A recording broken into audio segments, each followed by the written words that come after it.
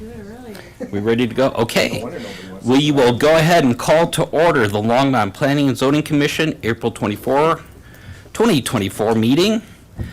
First item is roll call. Chair Poland. Here. Commissioner Height. Present. I'm sorry, Commissioner Teta. Here. Commissioner Boone. Here. Commissioner Saunders. Here. Commissioner Lukacs. Here. Commissioner Lang. Chairman, you have a quorum. Thank you very much. Next item is communications from Planning and Development Services, Grant Penland. Good evening, Chairman, members of Commission. Nothing from staff other than it's nice to see you after a couple months. Next item is approval of the minutes and 2024 amended bylaws. Let's take these one at a time. Is there any discussion, comments, or motions for the February 21st, 2024 meeting minutes? Commissioner Height? Would move to approve the February 21st, 2024 meeting minutes as drafted. Thank you. We have a motion. Do we have a second?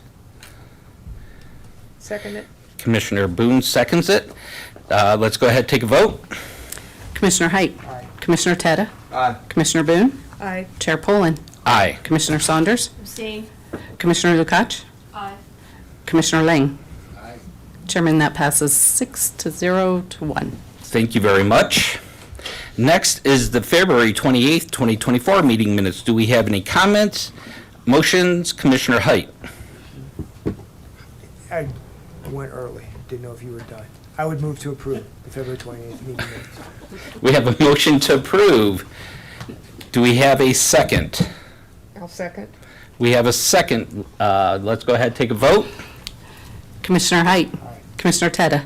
Aye. Commissioner Boone. Aye. Chair Poland. Yes. Commissioner Saunders. Abstain. Commissioner Lukacs. Aye. Commissioner Lang. Aye. Chairman, that passes 6-0 to 1. 6-0-1. Thank you very much.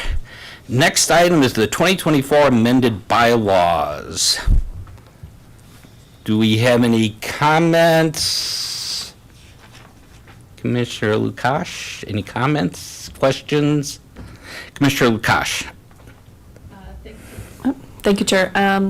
I know Commissioner Popkin wanted to bring the bylaws to be amended, so I wonder how the other commissioners feel to wait until we have Commissioner Popkin sitting so we can discuss more on his proposals. I think that Or- we have his, these are his, Are they incorporated? Yes, They are his comments incorporated. are incorporated into these, and he has taken a look at them. He just Right. couldn't be here, but yeah, they do include all of his changes. Okay, well, then I have no other comments. okay. Commissioner Height. Actually has comments. I think we're informed this morning that last night, City Council passed a code of conduct that's applicable to elected officials and to those who sit. Am I on? Yeah, sorry, my bad.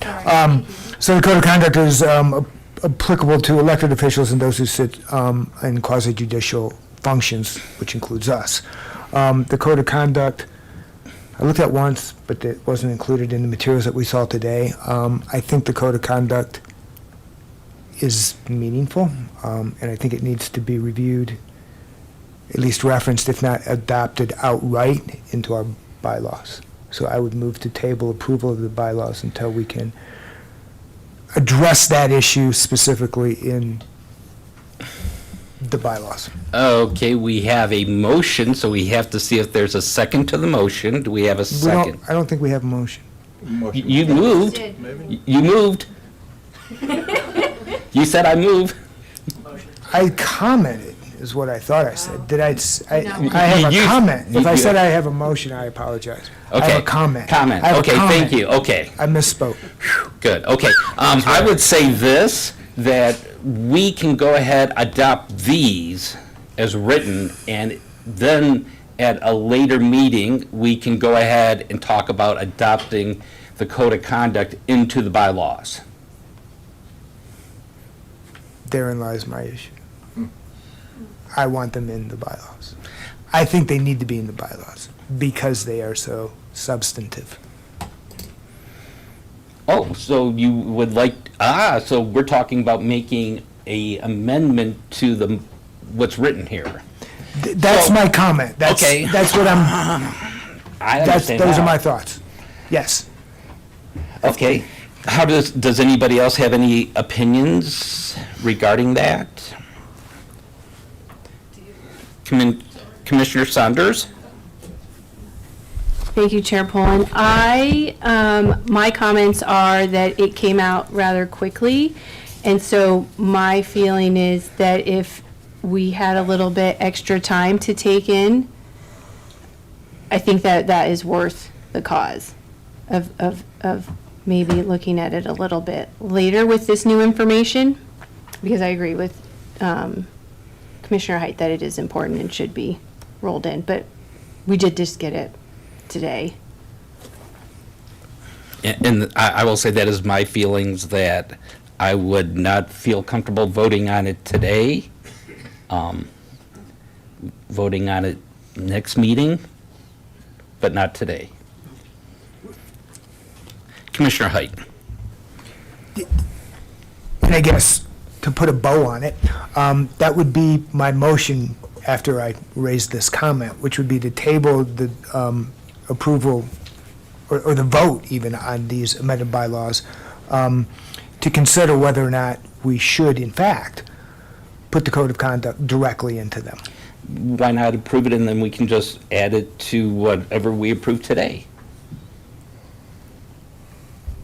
Because it punts it down the line, and I would rather have them included if they need to be included and not have a document that. But we have, I don't know, I might not be here next month. I don't know, I'm just making stuff up. But at a certain level, I'm concerned, worried, feel that this code of conduct imposes certain obligations and duties upon members that should be, in my humble opinion, adopted into the bylaws. I agree, but I don't think we're in a position to do that today, and since we have Exactly. a update to the bylaws that is ready to be voted on, I think we can approve those, and then next month take a second round on approvals. Okay. Which gives us time to review it and make sure that what's in there is, that we don't have any issues or how we want to state it. Understood. Because with the again- bylaws, it doesn't matter if we vote 2 times or not. I mean, we can vote this week and vote next month. There's nothing that says we have to put everything in at once. For economic, and my reservations are otherwise. I would vote to table it until we can make a full and complete and informed decision, as opposed to doing it piecemeal. Okay. That's my position. Okay, Commissioner Teta?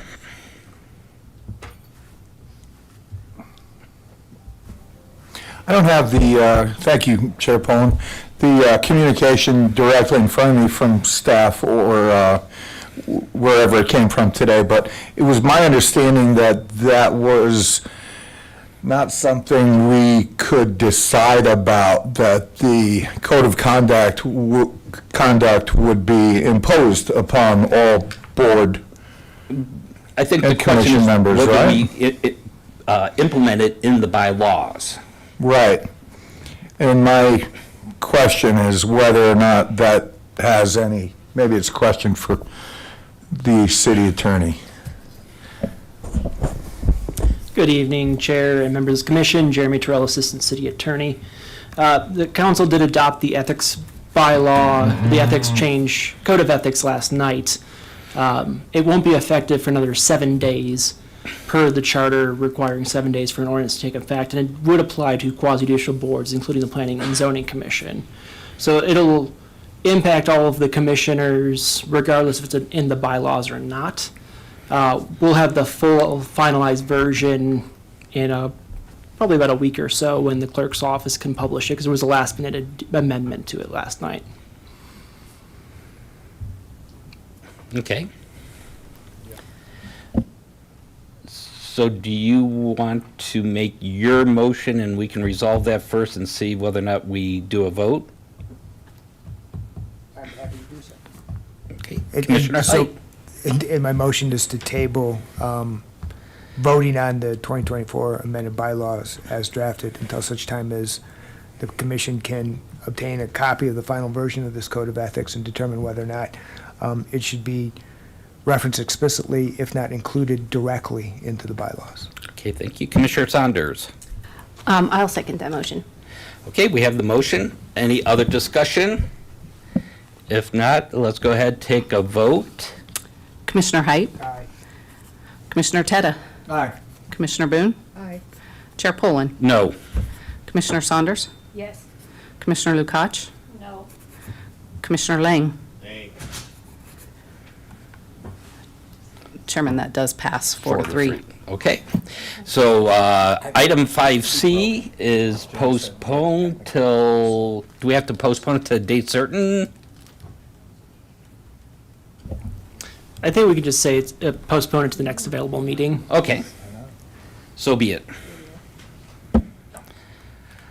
Okay, next item is public comment. This is a chance for the public to speak for items that will not be coming in front of the board as quasi-judicial. We have one person on the list. I'll go ahead and open up and invite Jacob Arment down.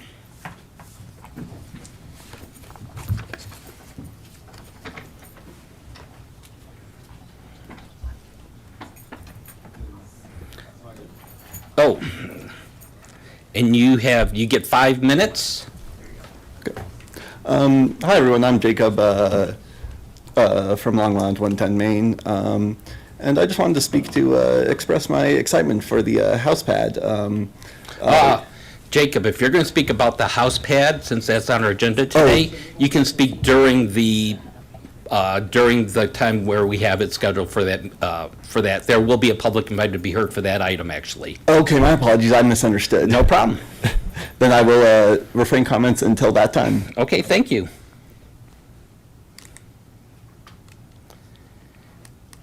At this time, does anybody else want to come forward for public invited to be heard? If not, I will go ahead and close out the public invited to be heard. Next item is public hearings, the House Pad Envision Longmont Comprehensive Plan Use Amendment, rezoning, concept plan amendment, overall development plan, and preliminary plat. Senior Planner Kristen Cope presenting. Good evening, and thank you, Chairman Poland and members of the commission.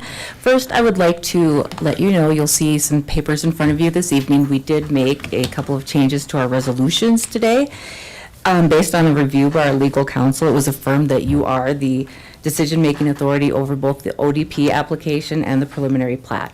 As a result, the resolutions have been revised to reflect that. Thank you. Very welcome.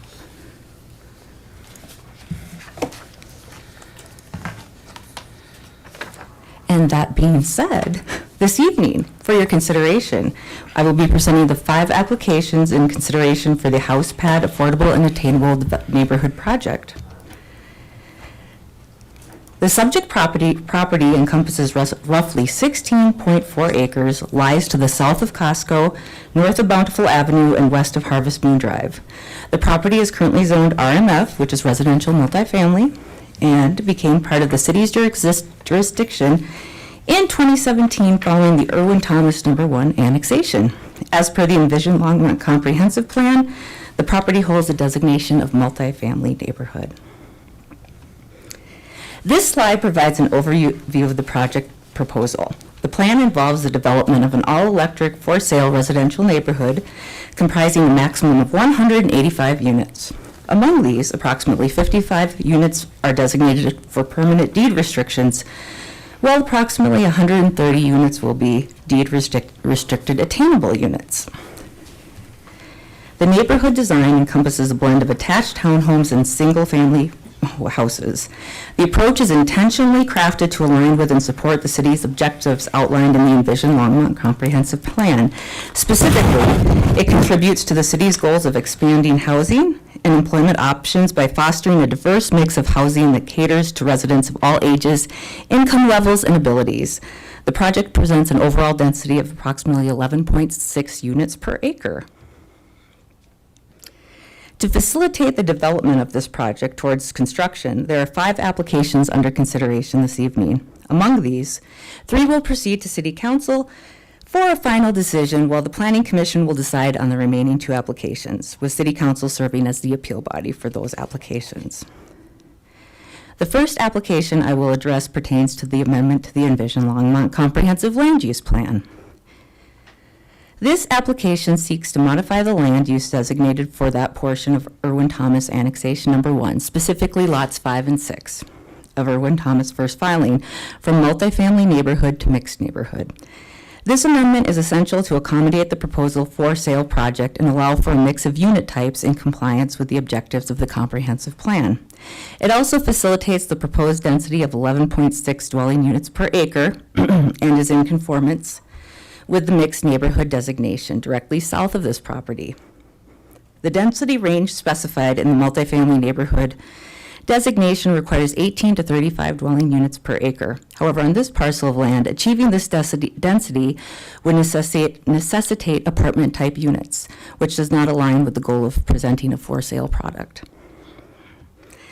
This slide gives you a visual illustration of the current and proposed designation, along with the adjacent designated uses. I'll give you a moment to take a look at that.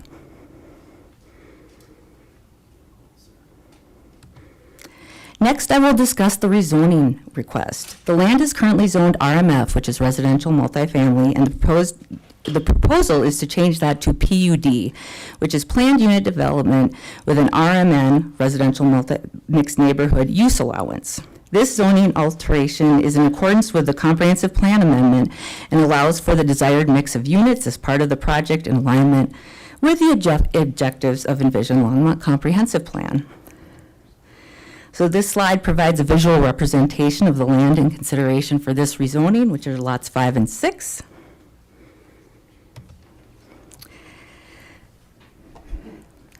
This slide summarizes the proposed amendment to the amended concept plan, which was adopted in 2021.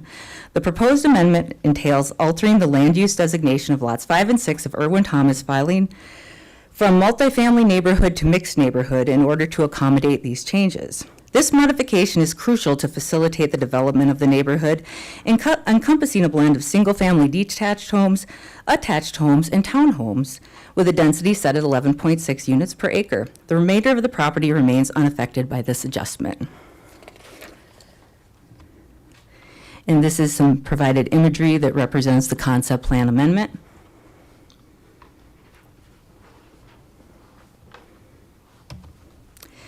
When a property is zoned PUD, it necessitates the submission of an overall development plan, or ODP. This plan serves to establish customized regulations tailored to facilitate a unique development, effectively acting as the governing zoning ordinance concerning use and configuration.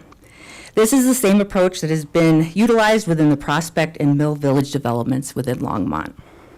These allowances empower developers to tailor development standards and codes specific to the proposed project, offering flexibility within the standards outlined in the Longmont Municipal Code. These project-specific codes and standards have been crafted to assist applicants in creating this affordable and attainable project, while also upholding high standards and ensuring quality construction. This slide provides an overview of the lot layout that is proposed for this development.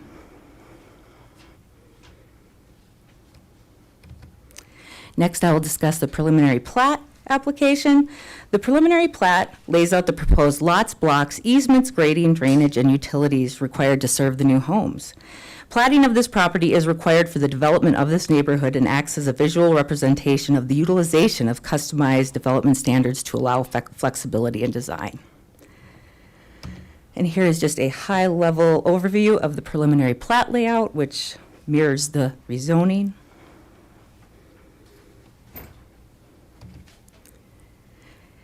Public outreach was conducted in accordance with municipal code requirements. A neighborhood meeting took place on January 24th, 2024 via Zoom. Notice and site postings were completed on January 10th, 2024, with notifications sent to a broader distribution area than mandated by code to ensure the inclusion of all property owners in the residential subdivision west of this site. The notice of application was mailed to the same property owners on February 20th, 2024, with a posting installed on the property on February 21st, 2024. Subsequently, the notice of public hearing was mailed on April 9th to the same property owner list, and the sign was posted on April 10th.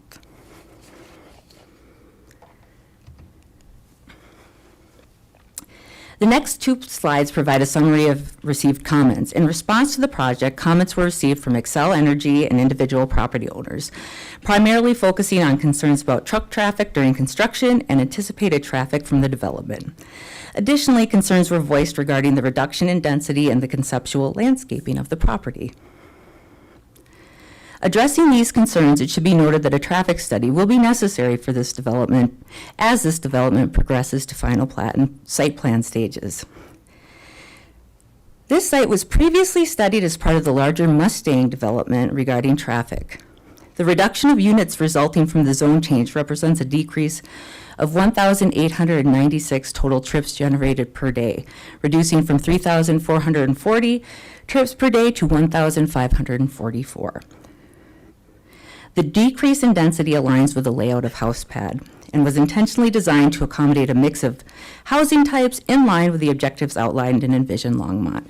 Specifically, the placement of single-family detached properties along South Martin Street serves to create a buffer zone between the existing single-family residences and the attached units. Furthermore, it's crucial to emphasize adherence to city standards regarding landscaping, particularly Section 60602.1 and 60602.5. These standards prioritize the design and installation of plant materials for ease of maintenance and safety, as well as the incorporation of xeriscaping principles in all city-owned landscape areas.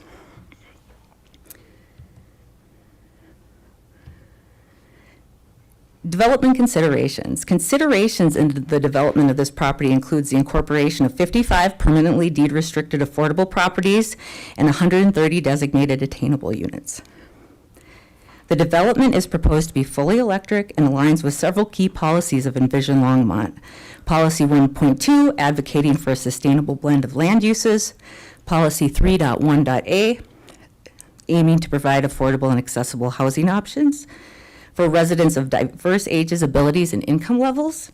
And Policy 3.1.b, striving to achieve a 10% quota of permanently affordable housing units within the overall housing stock.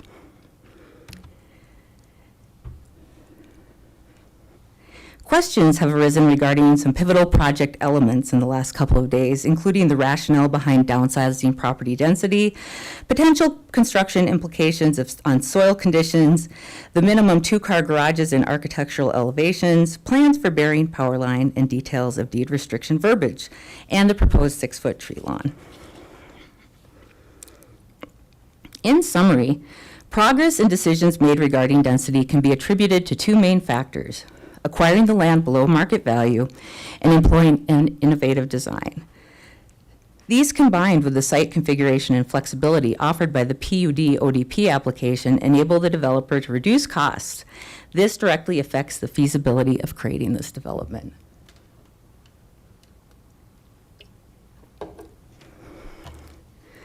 On-site soil treatment or importing off-site soils will be required before building construction in regards to the soil quality.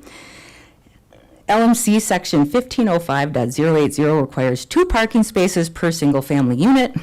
Garages were added to comply, but some lots may lack space for both a driveway and parking and garage parking. Units without garages offer more flexibility with larger size for driveway parking. Some of the overhead lines are proposed to be buried. LPC will make a final determination regarding the requirement at public improvement plan review.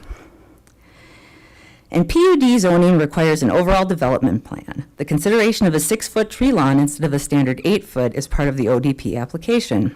The city environmental planner recommends canyon maple, golden rain tree, and Usurian pear for appropriate plantings within a reduced size tree lawn. Based on the record and the preceding information, staff recommends approval of the house pad Envision Longmont Comprehensive Land Use Plan Amendment, rezoning, concept plan amendment, and overall development plan and preliminary plat. Additionally, Conditional approval is recommended for the preliminary plat and ODP, contingent upon final approval of the rezoning. The Envision Longmont Comprehensive Land Use Plan Amendment, an overall development plan, will need to proceed to council for final decisions. The Planning Commission holds decision authority over the preliminary plat and ODP. It's important to note that all of these applications must move forward to allow for the continuation of the development process. That concludes my presentation. Did commissioners have any questions for me at this time? I would say let's go ahead and move forward with the applicant presentation. Yeah, the applicant does have a presentation, and staff is also here to answer questions. Thank you very much.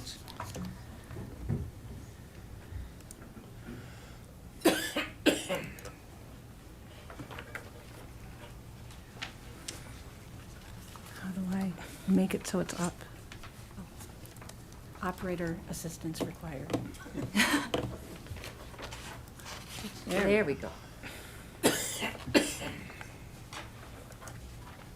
Good evening, Chairman Poland, members of the commission. I'm Barb Brunk, a landscape architect with Resource Conservation Partners, P.O. Box 1522, Longmont, Colorado. We are really excited to be here this evening to talk to you about this project.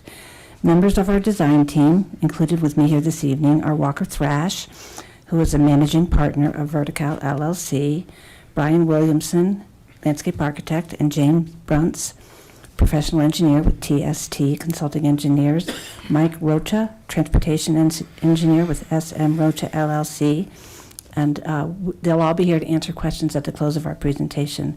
As Kristen said, we are here presenting applications for a land use map amendment, a concept plan amendment, a rezoning, and a preliminary plat. And all of these applications together are necessary to allow this project to go forward as imagined and designed. No. Okay. Location. So Kristen showed you the location of lots 5 and 6 of Irwin Thomas first filing, but the concept plan amendment, because it was specific to Irwin Thomas annexation number 1, is a concept plan amendment for the entire Irwin Thomas annexation number 1. Only one piece of it is being amended, but it includes all of the property between the river and the highway, and then the highway and Quail Road, and kind of Martin Street on the west and 119th Street on the east. And then all of the specific changes for the land use, the zoning, the preliminary plat, and the ODP are on lots 5 and 6 of Irwin Thomas first filing. This application represents a public-private partnership with a unique opportunity to facilitate for sale, affordable, and attainable homes. First one we've seen. We are really excited to move forward. It would not be possible without agreements as approved by City Council at the beginning of this year, and I believe those ordinances are also included in your packet. The vision is to establish a beautiful, walkable community of affordable and attainable homes with an integrated open space and pedestrian network. And the things that contribute to that are alley-loaded houses and tree lawns with tree limb for tree-lined streets that reinforce it makes it more pedestrian friendly because there's not driveway coming out all along the way, and it makes the street a room so that the street as a room is part of the overall community in the neighborhood. The street cross sections are a little narrower to make that work.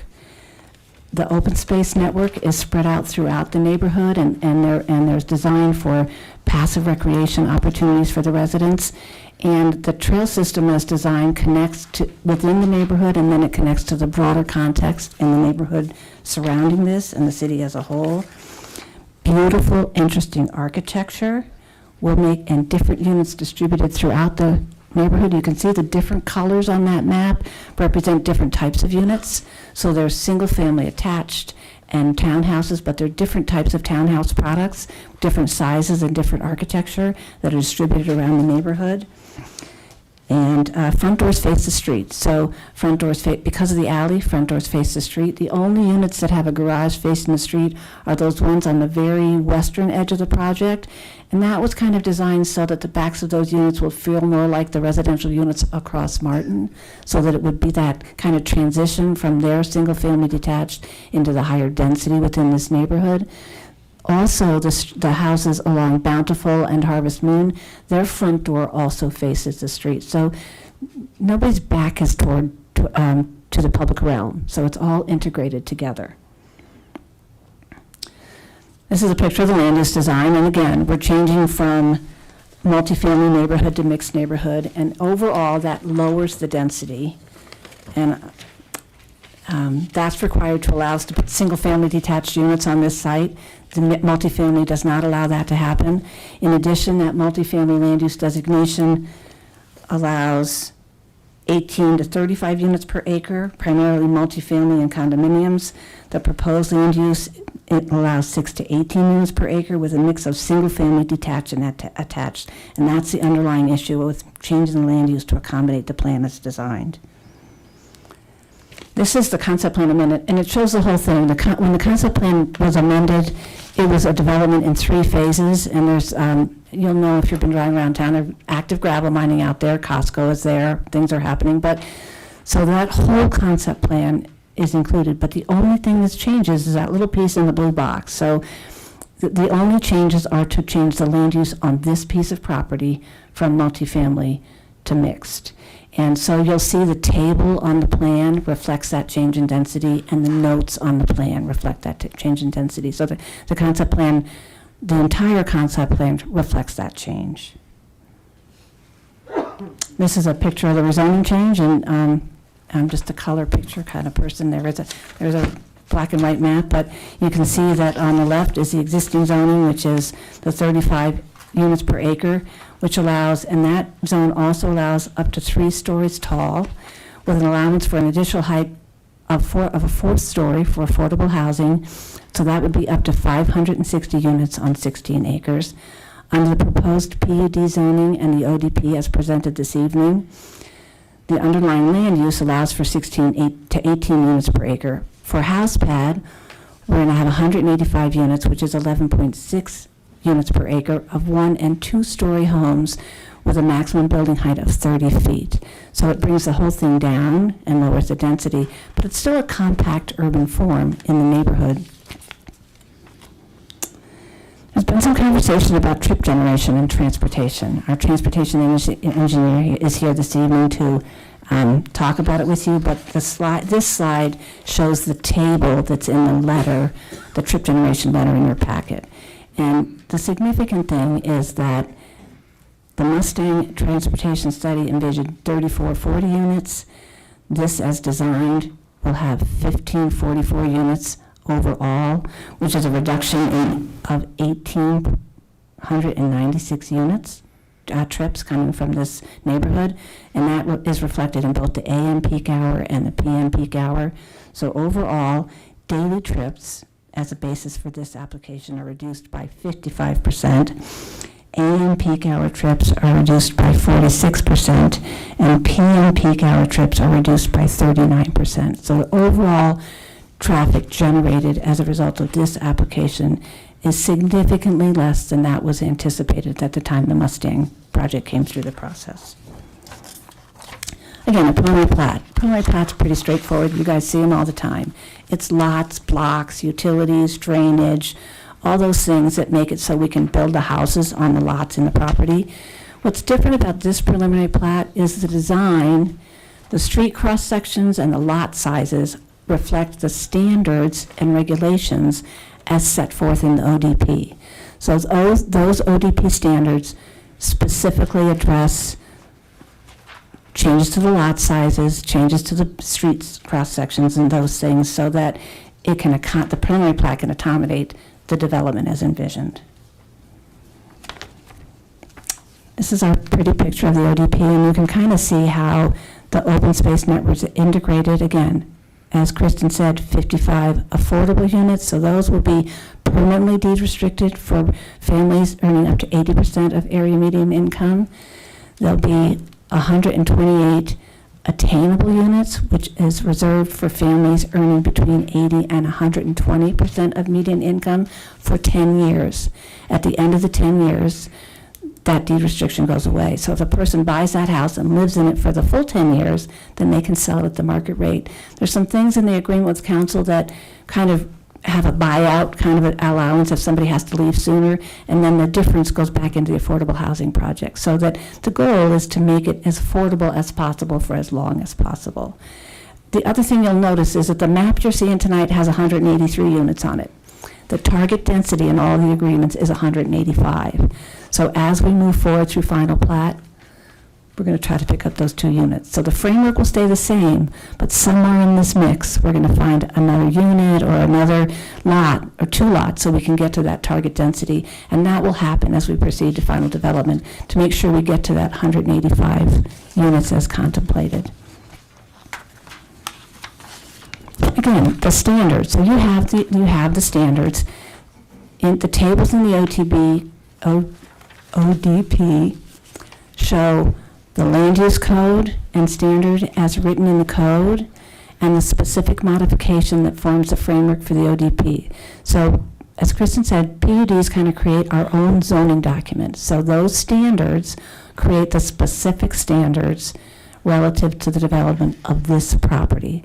So as you look at them, they address street cross sections, they address setbacks, they address parking, they address the pocket park system, all those things, they are the framework for development of the property. So a couple slides that just show that. You have a map in your packet that shows the street cross sections and the alley cross sections, and you'll notice that the houses are closer to the street. Some of the streets have parking, some of the streets don't have parking. The alleys are designed to accommodate public safety and public utilities, so those sections are all included. So again, those are the standards that are outlined on sheet 5 of the ODP. We had some questions from a applicant about are 2 means of access adequate to serve the property? Standard policy in the city is 2 means of access, so that if one is blocked, public safety can get to the other one. The other thing we have that is relative to this property is both Harvest Moon and Bountiful are collector streets, so they have specific requirements for spacing of intersections. These 2 intersections, one goes directly onto Harvest Moon and one goes directly onto Bountiful, and they were reviewed through the DRC process and approved by Public Works and Public Safety. And the specific design will move along as final plans develop, but the location and the access are there. And there was also a question about parking. And the only standard from the standard that was just adopted by City Council relative to parking that is changed in the ODP is the one about 2 off-street parking places required for a single-family for a multifamily home. So on this site, we've amended for one of the unit types, 1 off-street parking. But those units that will have 1 off-street parking will also have nearby on-street parking. So there's plenty of parking. The ratio, when you add them all up for both the on-street and the off-street, actually goes to 2.3 spaces per home. So we believe that as it's designed and as it's outlined in the ODP, it meets that standard. And when you look at your map, those little triangles, those are the parking spaces. So they show where the off-street parts. And then the little bulb outs on the streets show where the on-street parking places will be. The multimodal transportation plan shows the connections both internally and to the larger city. So the purple lines show the internal sidewalks. There's sidewalks on the streets. And then they also connect out to Martin, which gets you up to the Left-Hand Creek Greenway, which gets you to the St. Vrain Greenway. They go down to Bountiful and out to Harvest Moon, which takes you north onto Highway 119.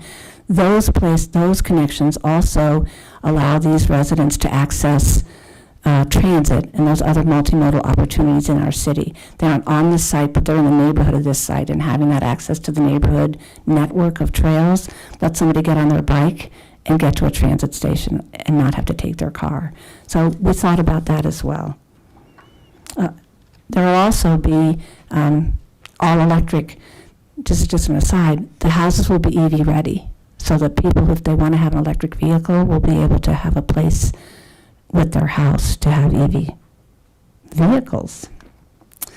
We also want to look at the Parks and Recreation connectivity. As you look at that colored map, the small circle is 1/2 mile from this site. The larger circle is 1 mile from this site. So within a 1/2 mile place is you get to the left-hand greenway, which gets you to the St. Vrain Creek Greenway, which gets you into the whole system in the city. Within a mile of this site, we have Little Sisters Community Park, Nino Gallo Neighborhood Park, the Quill Campus Center, and the Dickens Farm Nature Area. So lots of opportunity for these residents to be connected to the network of recreation opportunities in this portion of the city. This is just a look at the park on-site. The ODP does amend the pocket park requirement that requires 1 pocket park per 100 units, 1 acre per 100 units. So there's 1.83 acres required. The way this site is designed is there's a central, and the ODP provides for a central pocket park that is 1/2 acre, and other parks on the site that make up the difference, so that the total park area on the site is 1.383 acres. But it's not all in one place, so it's spread out. Does that make sense? So we just wanted to show you how that works. The stars show the central park, and the other ones are the micro parks, different kinds of passive recreation anticipated, and that specific will be designed at the time of final plat. So those details will be in the final landscape plans as we move forward through the process. Now I'm going to turn it over to Walker, and he's going to talk about the very cool architecture that is going to be on this site. Here, I'll drive. I'll drive. Chairman Bolin, Commissioners, I appreciate it. I'm with Vertical. We're the development company, which our MO is very much a design-centered development company. Our background is really market rate product. So when we started having conversations with the city about doing a fully deed-restricted project, we knew the game plan was to tackle it somewhat in a different angle, from size to orientation to density to scale. All of those things would be critical to try to hit the most efficient numbers that we could, but still create a product that was desirable long-term. And I want to say, I think it's important, the way I understand it, we've got the affordable units, but also the attainable deed-restricted units. All of that is really considered permanently affordable under a lot of the ordinances and restrictions dealing with Prop 123 and some of these state funding mechanisms that are happening. So I just wanted to be clear on that. The deed restriction is through all of these homes. There are just different levels of income as they go. So this is just precedent images. This is the way we start with design. We had 4 different designers on this project. We have an architecture group within our firm. We purposely did not try to design this one, so we brought in some outside talent. You go to the next slide. Again, some more precedents, just dealing with how do we achieve scale, but also create some design that was desirable within the neighborhood. This is an amenity that we have designed, I think, 10 times at this point, and this is patio areas between the single-family residential, so the individual homes that constitute 7.5 to 8 feet between the homes. How do we make that an amenity? And so even down to where window placements are at the individual residences to create private areas that are all meaningfully stacked on one side so that an individual homeowner has a private outdoor area. This is an example of some of this, obviously it's just in white scale, but I think it is important to talk about, there was a 6-foot tree line or tree lawn as opposed to 8 foot was one of the considerations.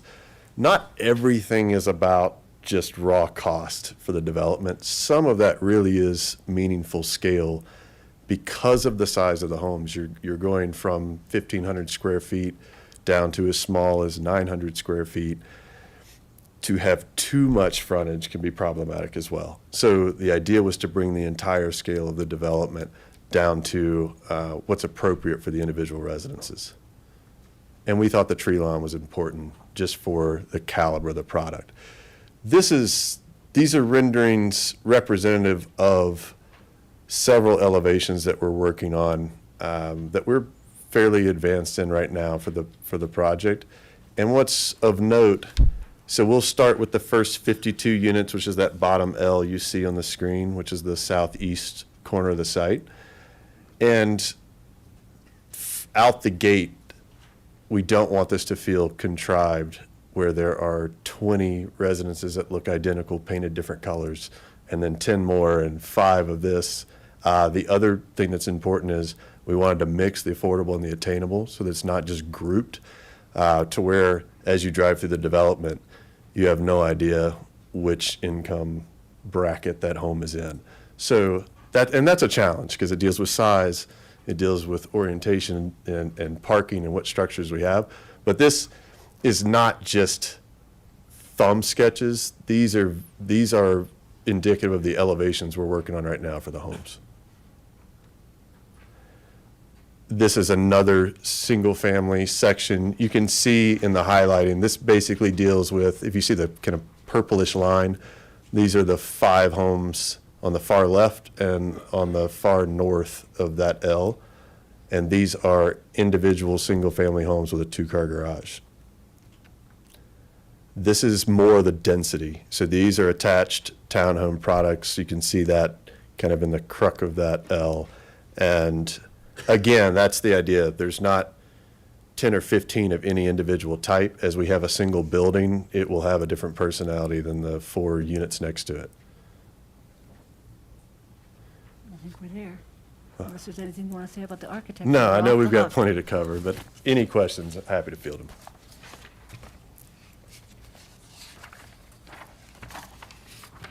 What's hook. next? Okay, yeah, I'm going to talk about the criteria, the fun part. Thank you, Walker. These applications represent an opportunity to facilitate a unique public-private partnership to provide affordable and attainable for-sale homes in Longmont.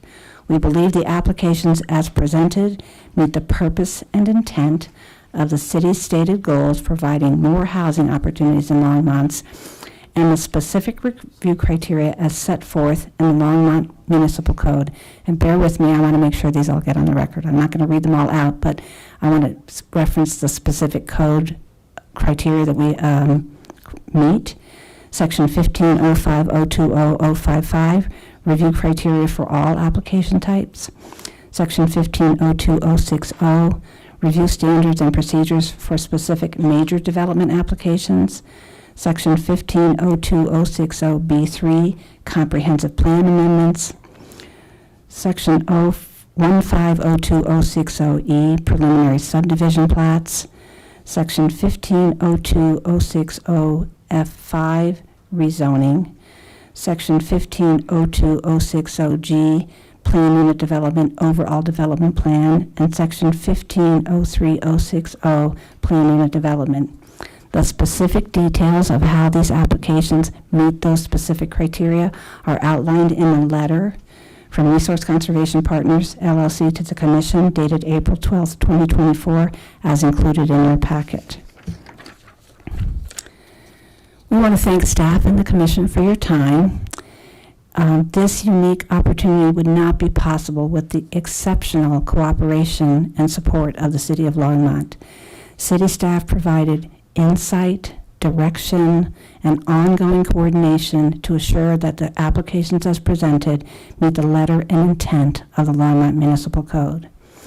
We respectfully request that you approve the preliminary plat and overall development plan as presented and forward the envisioned Longmont land use map amendment, rezoning, and concept plan amendment to City Council with your recommendation for approval.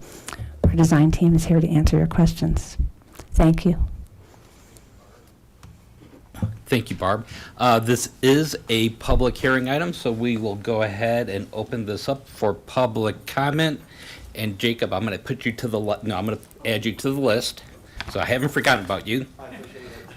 I'll go ahead and open up, and the first person on the list is Mark Pabst. And when you come up here, please state your name and address for the record, and you will have 5 minutes. Is there a pointer? Not really, just, you can call attention to it. There's no pointer for the screen? Okay. And this is up and down to advance. You can just hit the enter button to advance if you want to go back. So you enter advances and now. Backspace, okay. Okay, I'm Mark Pabst. Live at 46 Sugar Beet Circle in Harvest Junction over by Lowe's.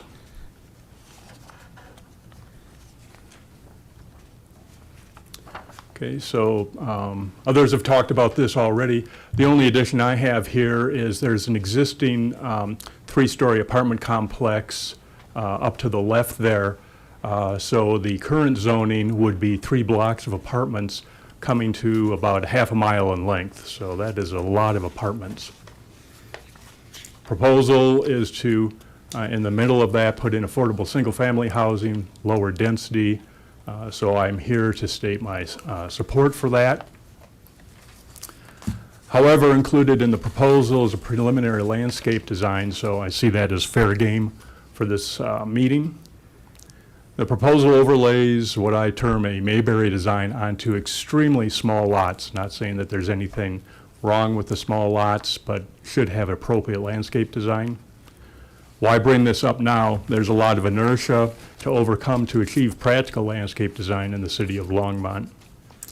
I've provided lengthy, if not copious, comments to the staff already that Kristen has. So as we've seen before, this is a cross-section of the street level. These trees, probably, I don't believe these are shown to scale. They would actually be larger than this. But you can see the competition that they have with existing structures.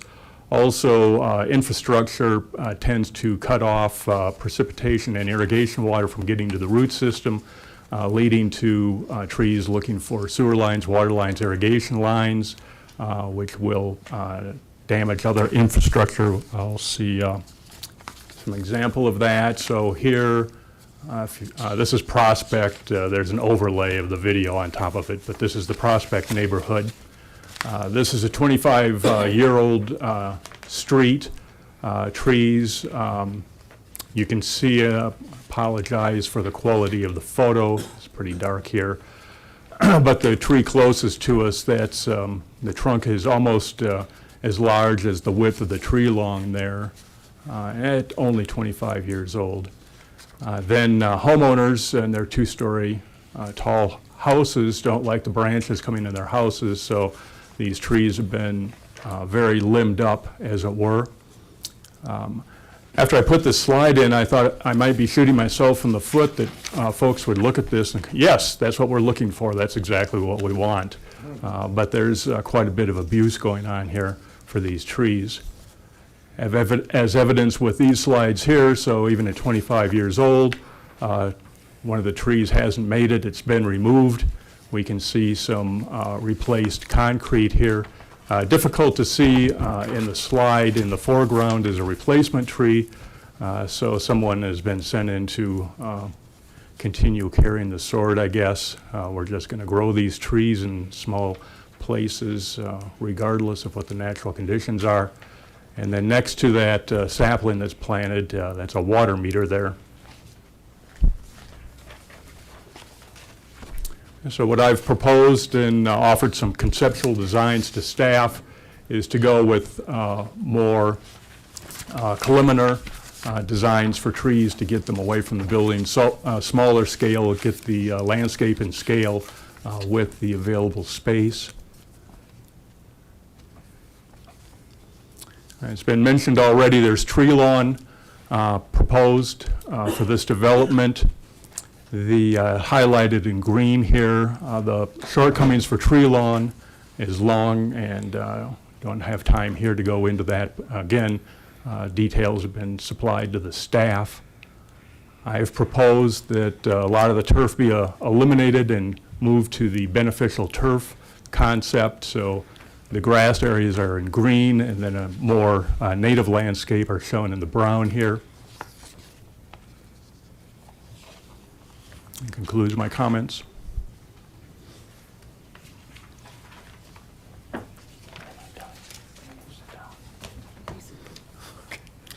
Thank you, Mr. Pabst. Next person on the list is Jordan Hill.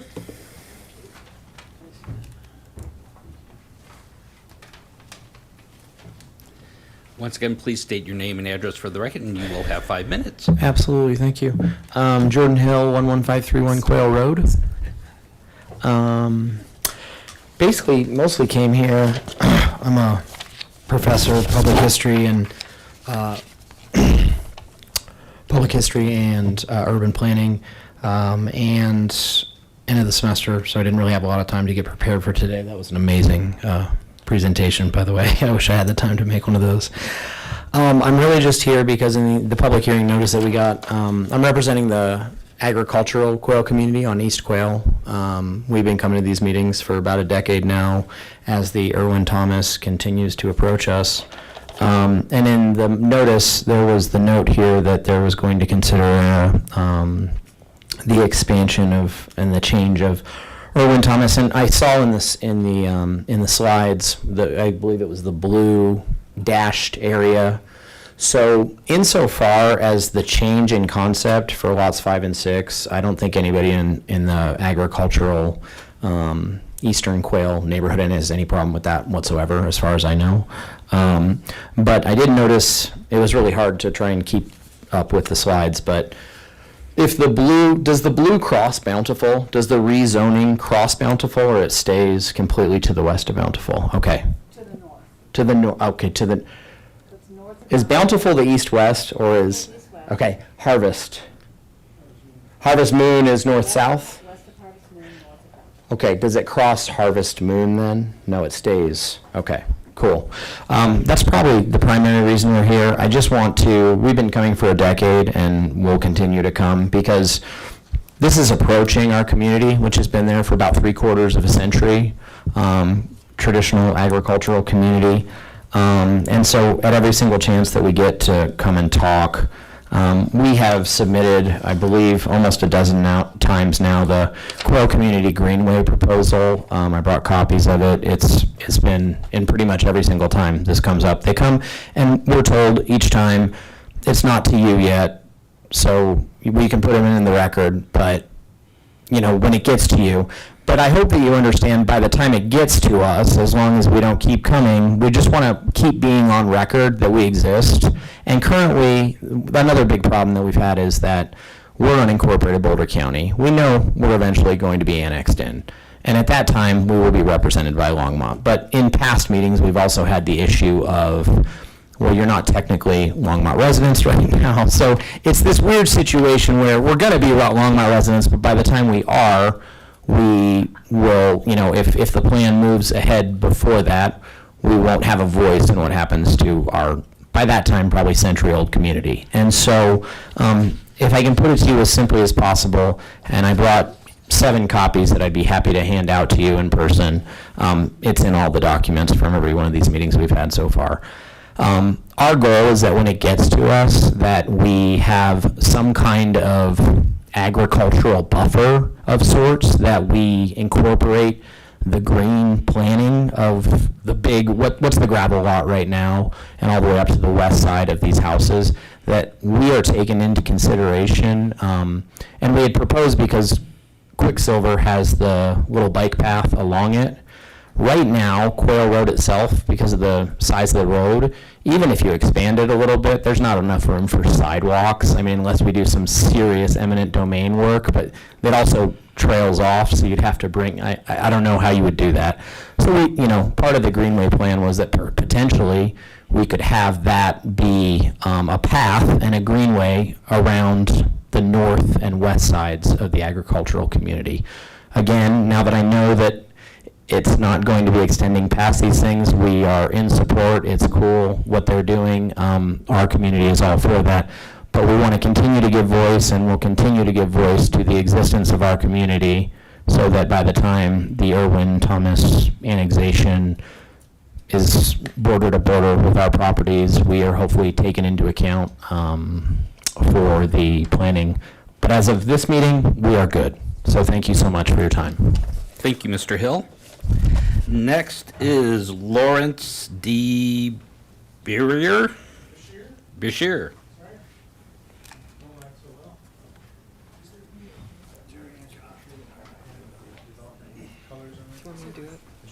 Oops. I got it. I got this down.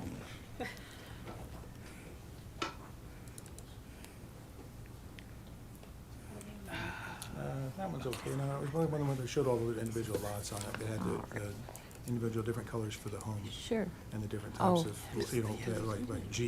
Dismiss the- Yeah, like that, that's good. Is that That's pretty good. sufficient? Yeah, that's nice. All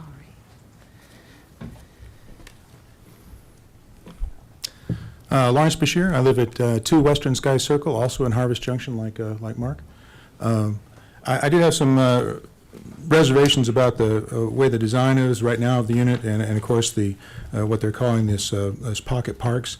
One of the pocket parks, can everybody put this back up on the screen there? Okay, yeah, one of the pocket parks, obviously, got the large center park that's kind of shaped in a Trans-America pyramid sort of deal, and then to the left of that, there's a park with a large green structure on it, and that's one of the major pocket parks that they've got allocating up to supposedly 1.83 acres, most of which is incurred and contained along that side strip over there, which is right next to a drainage ditch. But the small park they have here on the inside, just outside the blue-gray things in the middle, is bounded on 3 sides by driveways. In other words, we're going to have cars circling in and out there to get people in and out their homes. The other ones here at the corner, at the bottom right-hand corner, is one of the more larger, pocket parks. They've also is right on the outdoor walkway or around the sidewalk that goes around the units, and is right across the street from the roundabout. A lot of traffic there right now for going to Costco.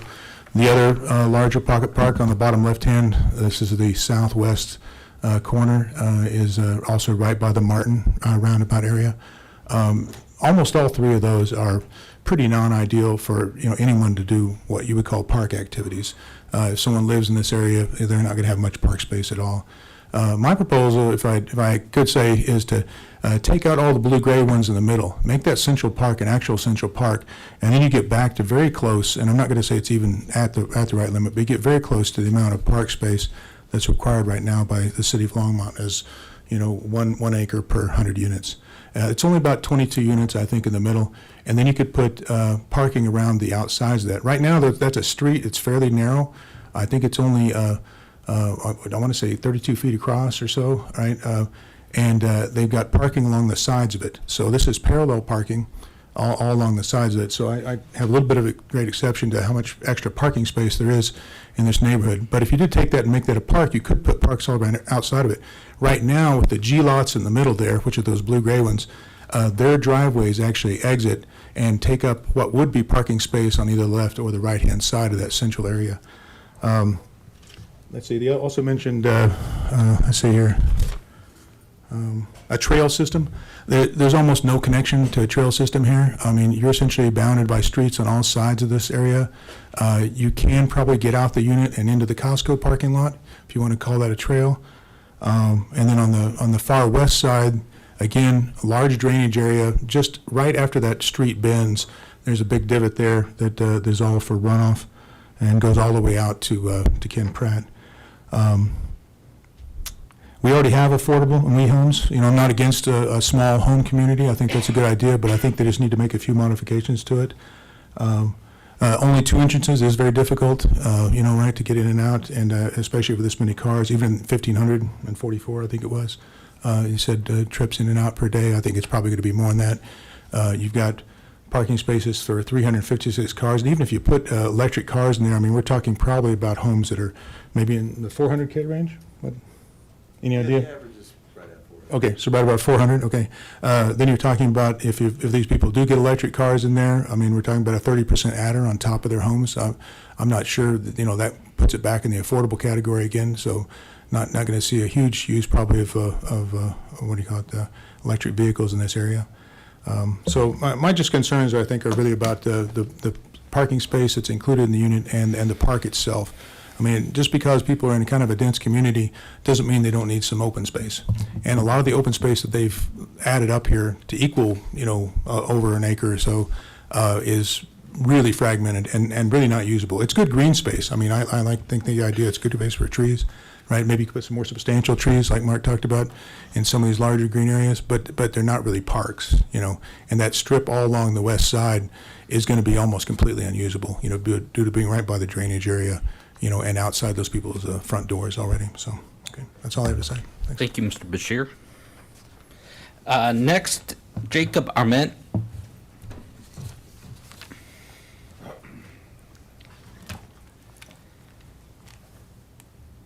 Hello, I'm Jacob Arment. I live 110 Main, just by the railroad tracks. I apologize for the confusion. I appreciate you guys accommodating me. Thanks for that. So I just wanted to say, first of all, that I think this is a great development. I think it's a lovely idea. I think Longmont needs more housing, and especially more attainable housing, and this development pattern is great. The one thing I will say about this development, it reminds me almost of Prospect in some way. Because, the internal of the development, I think, is great. I love the street layout. The reduced width streets add to great walkability. I think this is going to be a lovely streetscape, a lovely place to live. I do have concerns about the connections to the rest of the street grid. I believe there's 2 road connections and 1 trail connection, from what I could see on the plat. And I think that this could create a problem similar to Prospect, where within Prospect, you have a very walkable, lovely community, but no one outside of Prospect walks to Prospect to live there or to go shopping there or anything. So I think that could potentially limit future development around this area to provide walkability, not just within their communities, but between communities. So while I do realize that there is a trade-off between the amount of units, because I know that they are targeting 185 and they're not quite there yet.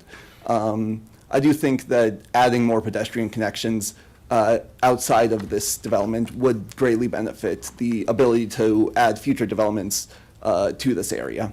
But other than that, I think this is a great idea. Even if it's adopted as proposed, I think that will be positive for the city. We need more attainable housing, and I'm excited to see the city pursuing it. Thank you. Thank you, Mr. Arment. We are through our list. I will open up in case anybody in the audience would like to come forward. Seeing nobody come forward, I will go ahead and close the public invited to be heard. Commission, are we okay to go forward, or do we need a 5-minute break? Let's take a 5-minute break. We'll come back at 8:15.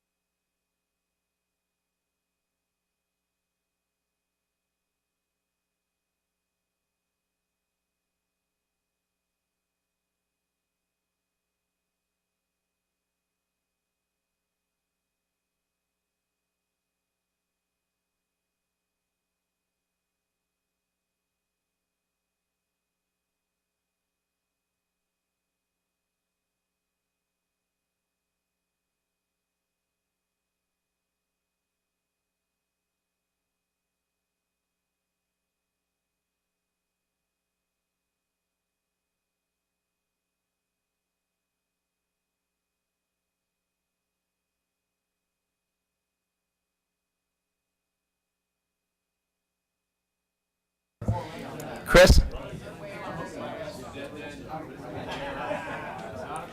Judd just he just went to Just, Judd did.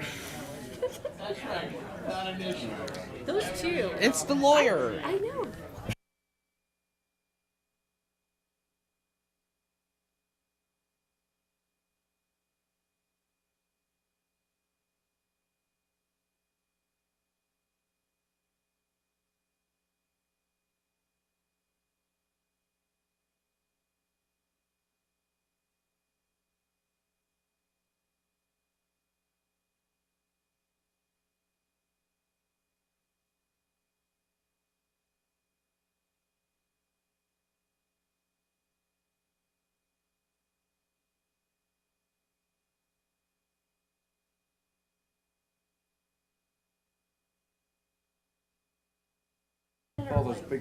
Okay, let's go ahead and get the meeting started back up. Let's go ahead and open it up to the commission for comments, questions, motions, whatever they would like to do at this point. Who would like to kick us off? Commissioner Height. Thank you. Assistant Attorney Terrell, I have a question for you. There are 5 different proposals in front of us, 3 of which have to be approved by City Council, 2 of which are delegated to us. Ours are, though, the tail of the dog. So I guess our approval, I don't know how to deal with this. It's conditioned upon City Council approving the zoning or the rezoning and the concept plan amendments. And I'm assuming, I understood that the PZRs, the approval documents, or I guess they're called approval documents, were redrafted to address that, but practically, can you just explain for me, for the record, how that works, how we approve something that possibly is moot if it doesn't get approved by City Council? Of course, Commissioner Height, and that's really the nail on the head right there, is that it'd be moot. So if council were to deny any one of the 3 that planning and zoning is the recommending body on, that would automatically moot the ODP approval, assuming the council, or assuming the commission approves it tonight, along with preliminary plat. We can't have an ODP without the PUD zoning from city council, which requires both the comprehensive plan amendment, along with the rezoning, and the concept plan amendment to some respect, to accommodate the density as addressed in the ODP. And then the same with preliminary plat. It's based off of everything kind of coming into place. So if Planning and Zoning Commission recommends approval of the 3 items, the comprehensive plan, the rezone, and the concept plan amendment, and grants approval of the ODP and the planning preliminary plat, and council denies any one of the 3 that are recommended from Planning and Zoning, the approvals of the ODP and the preliminary plat go away. That answers your question. I think we still up or down approve, and then it becomes subject to the pleasure of the City Council. Correct, and then Okay. both of those approvals is also subject to appeal to City Council as well. So Correct, it yep. could be that someone appeals an ODP approval or preliminary plat approval, and council would also take that up when they take the recommendations as well. Okay, I just wanted to understand that. Thank you.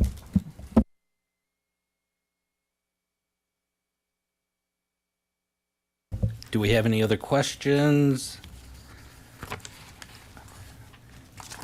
believe, oh. Commissioner Boone. Thank you, Chair. A very nice presentation by everyone involved tonight. Really appreciate that. And I would like to address specifically Mr. Papp's tree lawn presentation. I'm really glad that you showed up because I found it to be one of the most interesting things in our packet, and your name was never attached to it in the packet. It's like, I wonder whose information that is. Speaking as someone who lives in Prospect, I would attest to the fact that when trees are too big, it's a big problem. Now, our tree lawns are only, I think, 4 to 5 feet wide. They're not 8 feet wide, they're not 6 feet wide. And most of those problematic trees are cottonwoods, which are huge trees. But yes, it's a real problem, and I really think that the recommendations of Mr. Papps perhaps should be considered by the applicant, because I think he had a lot of good points to make.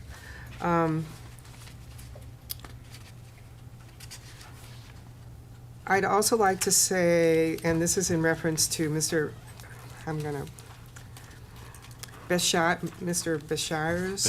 Bashir's comments, that,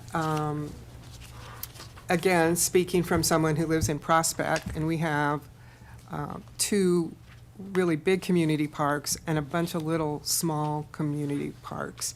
And I think the little, small pocket parks work really well. They're used a lot as well. One of them is a play park, and that might want to be considered. And then Mr. Arendt's concerns about pedestrian access.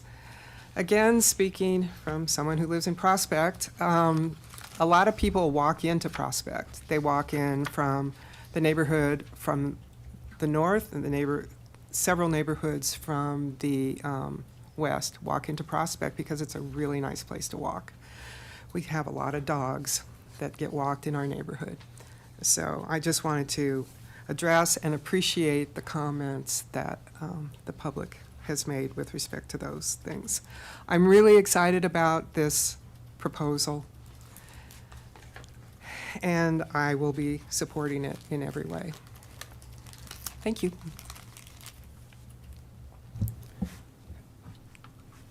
Oh, sorry. Commissioner Saunders. Sorry, I hit that right as Oh, get it. There you go. Oh, thank you, Chair Poland. Sorry for that misfire of my button.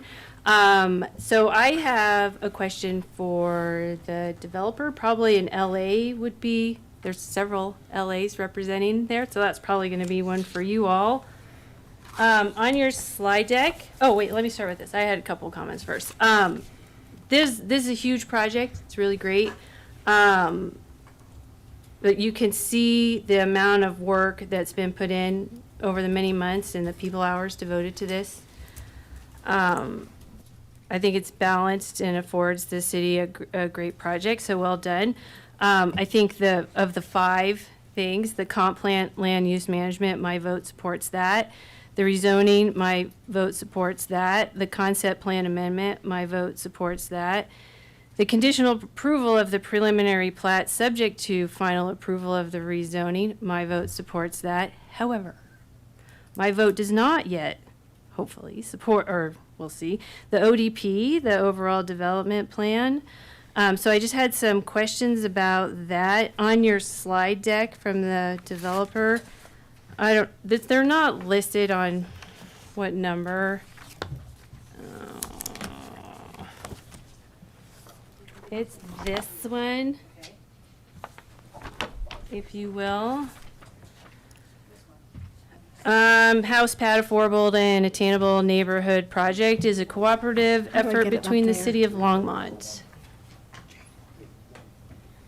and the original landowner to establish beautiful, walkable, sustainable neighborhood of approximately 185 affordable and attainable sale homes. Put that up. Do you guys see that? Wait a second. Yeah, Okay. that's fine. I know. need some assistance. It's old school. This is why we teach hand rendering, just in case people can't all be digital. See, he gets me. He gets me. I don't It's have this it. one. I just want to have it referenced I- for the it'd other be nice to commissioners. see it. Yeah, I yeah. agree.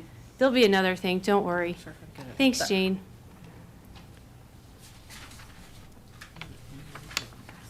I was just looking for the view.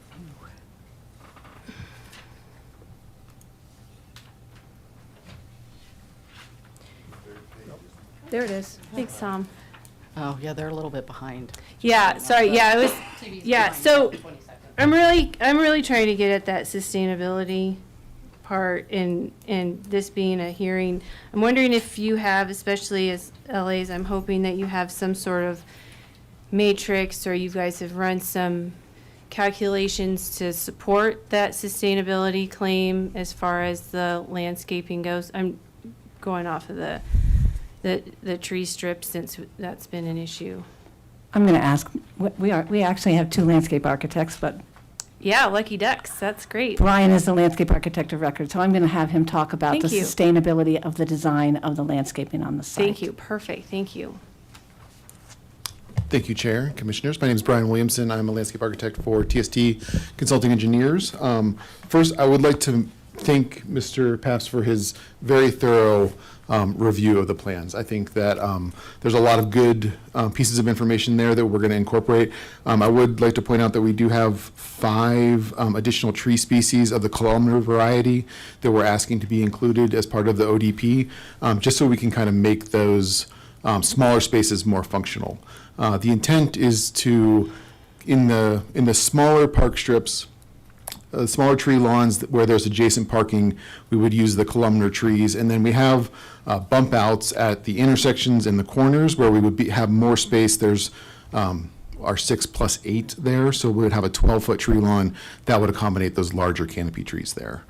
So just to kind of how we're approaching that issue.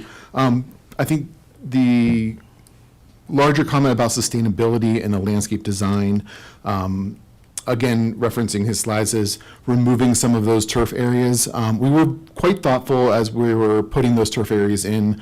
As we've refined the landscape design, especially in those corners where we're adjacent to the roundabouts at Martin and at Harvest Moon and Bountiful, we've actually moved the kind of perimeter planting out towards the roundabout with some evergreen trees, so that those areas of turf are protected from kind of that traffic side. Like, we're not going to be having anybody chase a ball out into the roundabout.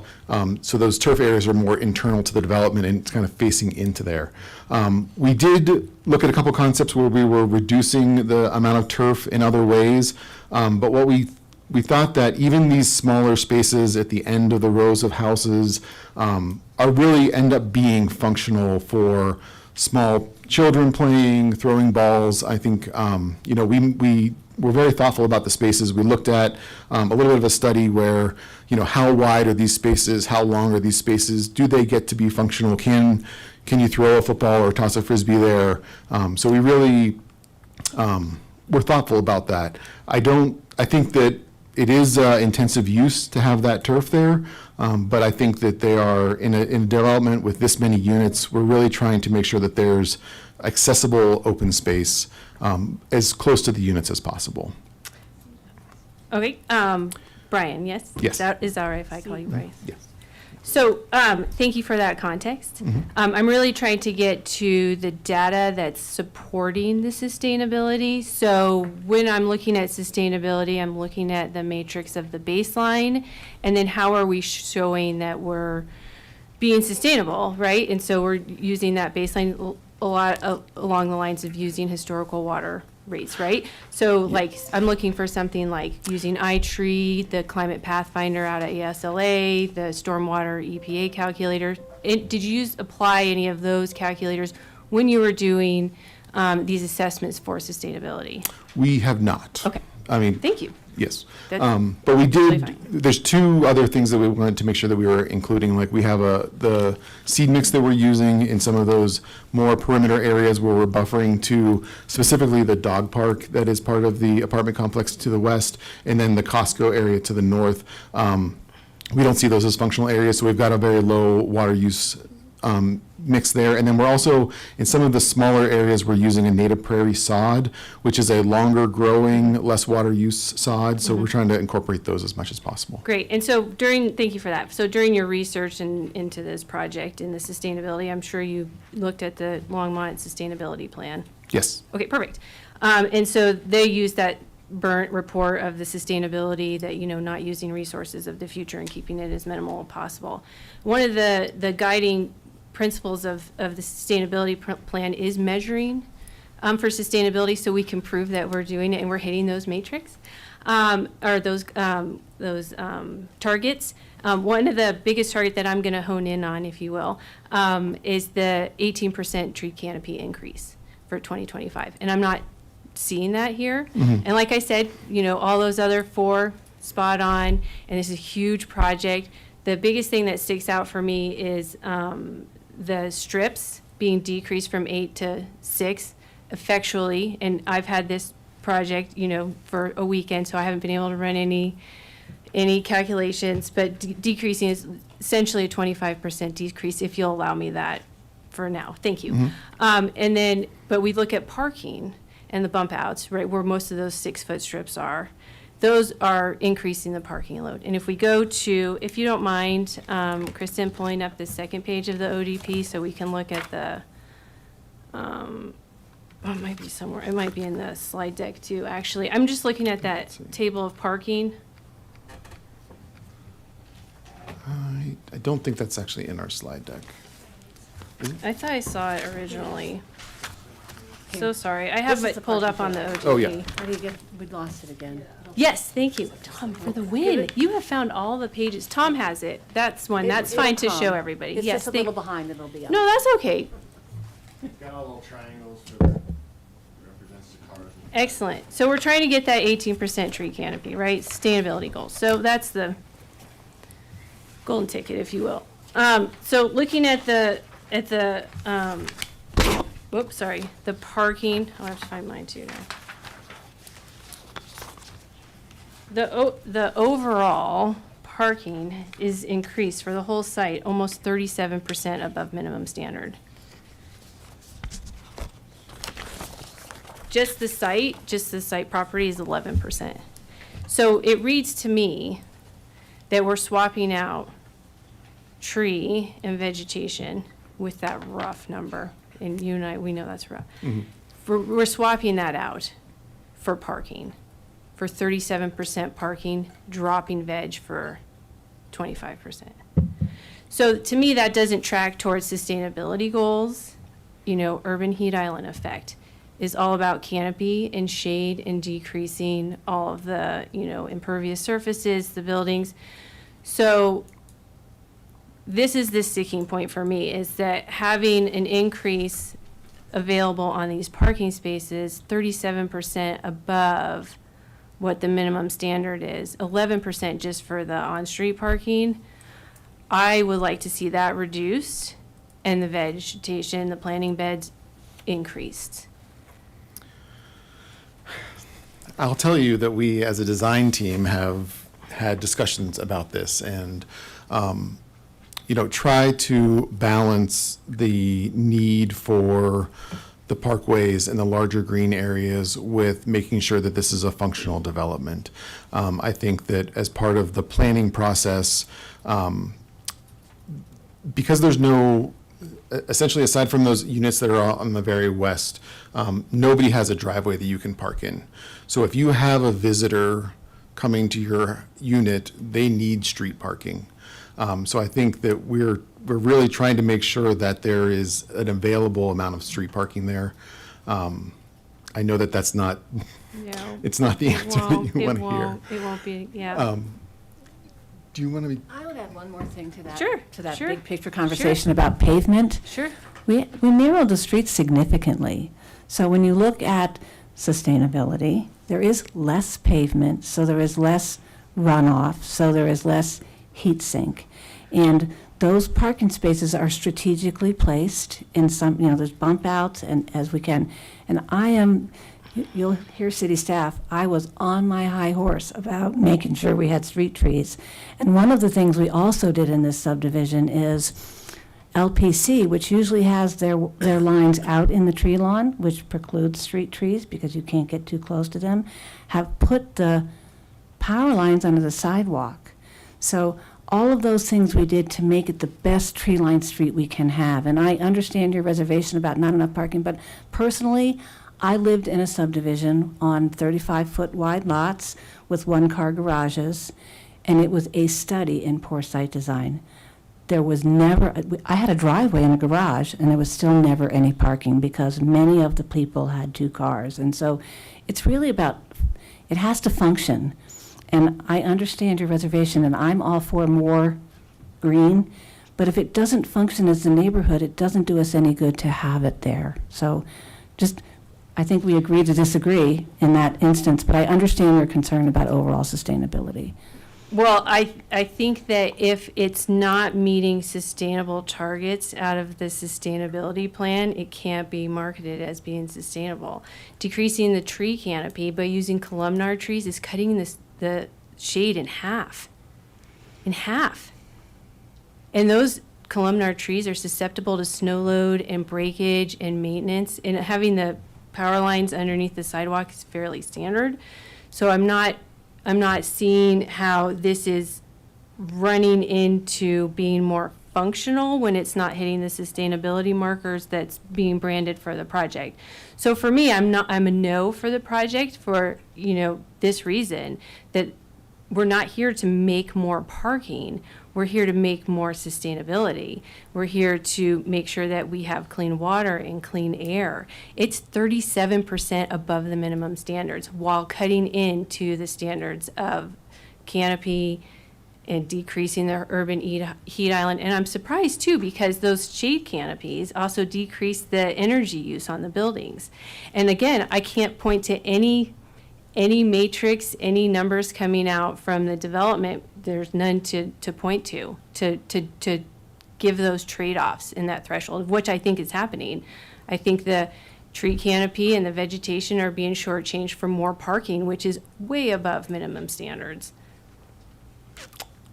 So I'm going to be a no without any conditional, bringing down the parking and bringing up the vegetation and the canopy, because doing the columnars is not a good match. I'm disappointed that City Forester wasn't brought on board. I'm disappointed that Natural Resources wasn't brought on board.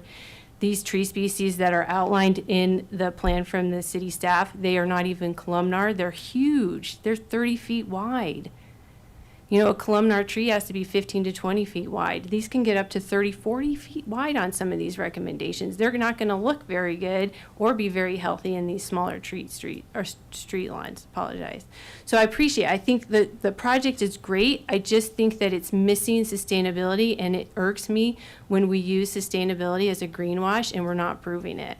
So this is the proof and evidence that I have that we're increasing on this project the parking spaces by 37% above standard.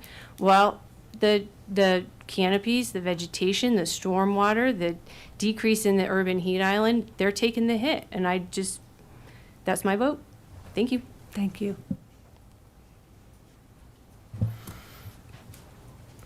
I have a couple of questions, Barb. Don't get to sit down. Thought I got to sit down. No problem. Multimodal transportation. You want to see the slide so we can talk about it together? Yes. I thought that might come back up. Again, I'm going to slide through, so we're going to have to catch up to it. Okay, if you give just a minute. So, Sure. in the image, there it is. So, the purple lines on that map are internal sidewalks. Mm-hmm. There are sidewalks on all the streets. The purple lines, so the on-street sidewalks get you to Bountiful and to Harvest Moon. Mhm. The other purple line gets you over to Martin, which has, all of the adjacent streets have sidewalks and provision for bicycles. And then there will be a connection. Staff is working with the people that are developing the property in the Costco site to the north, so we made a place for it to cross into Costco to get people into that, so they could walk to the grocery store if they wanted to walk to the grocery store. But in the bigger picture of connectivity, those on-street bike lanes and sidewalks connect to the larger system for the Greenway at Left Hand Creek, the Greenway at St. Vrain Creek, and then that also gets you into the overall system in the city of Longmont. And then there's transit over on Main Street. I'm pretty sure the RTD gets to Harvest Junction. There's an opportunity for people to be able to pick up a bus there. But it's a pretty small place here, so there's not a lot of opportunity to get, and it's bounded by things that are kind of fixed, so not a lot of opportunity to get other connections out. Yeah, to get to the greenway, I'm trying to understand, make sure I understand this. So basically, from inside the subdivision, you would have to probably take the, You'd get to Martin, you'd get the trail, you'd either get on Bountiful, go down the Bountiful. sidewalk, right, or get off the internal trail onto Martin. and then Martin would be the one that is to the west? West. And does that curve around? That curves around and And gets that's you to already the there. left-hand, and that's already there. Okay. And that gets you to the left-hand greenway. And that takes you to the greenway, And okay. then there's the left-hand greenway gets you south into the rec center. Yeah, It gets you north into the greenway. It gets you over to Dickens Farm. It gets you into Harvest Junction on the other side of Campsite Boulevard. So it gets you to shopping, it gets you to recreation, and it gets you to the regional trail system. And then transit, I don't know enough about the transit system, but there's an RTD, the new bus station will be down on Main Street, which gets you there. And then there's, bus stops along Highway 119, I think, to get you into the transit system. and basically Harvest Moon and Bountiful already have, On-street sidewalks and bike Yep. lanes. Bike Okay. lanes. Yep, so that's the connection, and those were already built. They were built with the Urban Times first filing final plat, and that connectivity was pretty seriously contemplated at the time we platted that property to make sure everything would be connected. Okay, thank you. Question for the city, and this is going back to the ODP, the Proposed Design Standards. I have a couple questions about some of the street widths and alley widths. I don't know who would be the proper person. I would defer that question to Josh Sherman. Thank you.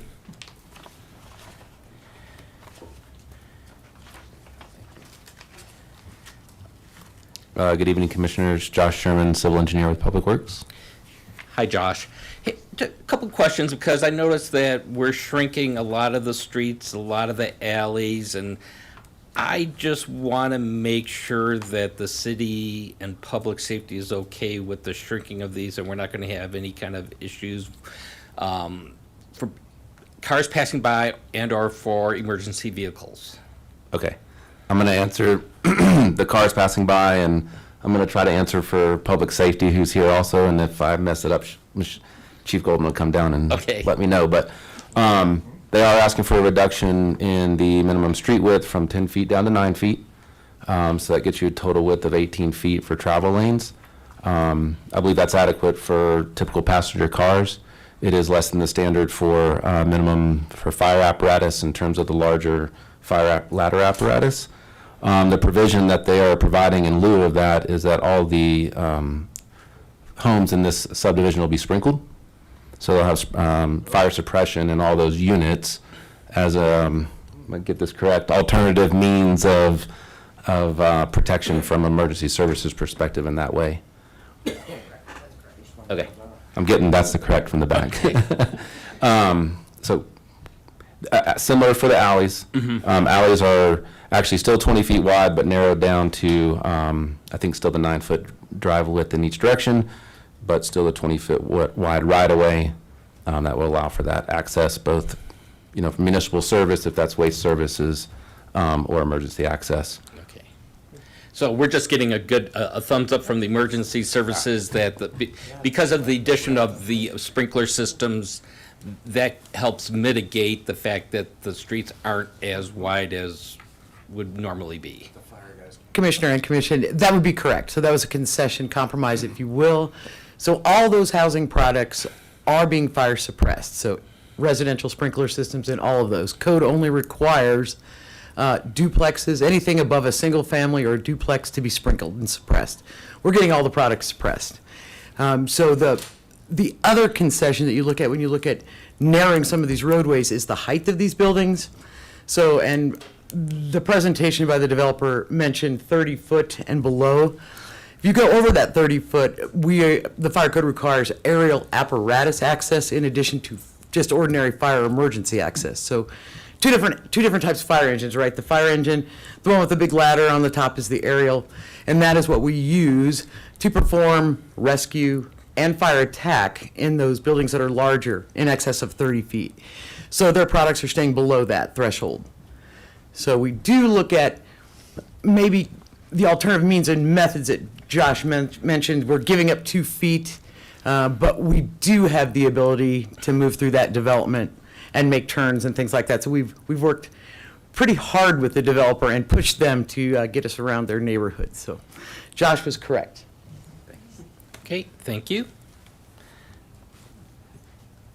Commissioner Lukash? Thank you, Chair. It just occurred to me that we're building all these electric homes and then we have water inside for the water suppression. So what happens if the water goes off because of a sensor that detects, I don't know, smoke or fire? I don't know how that works, so maybe you can explain a little bit.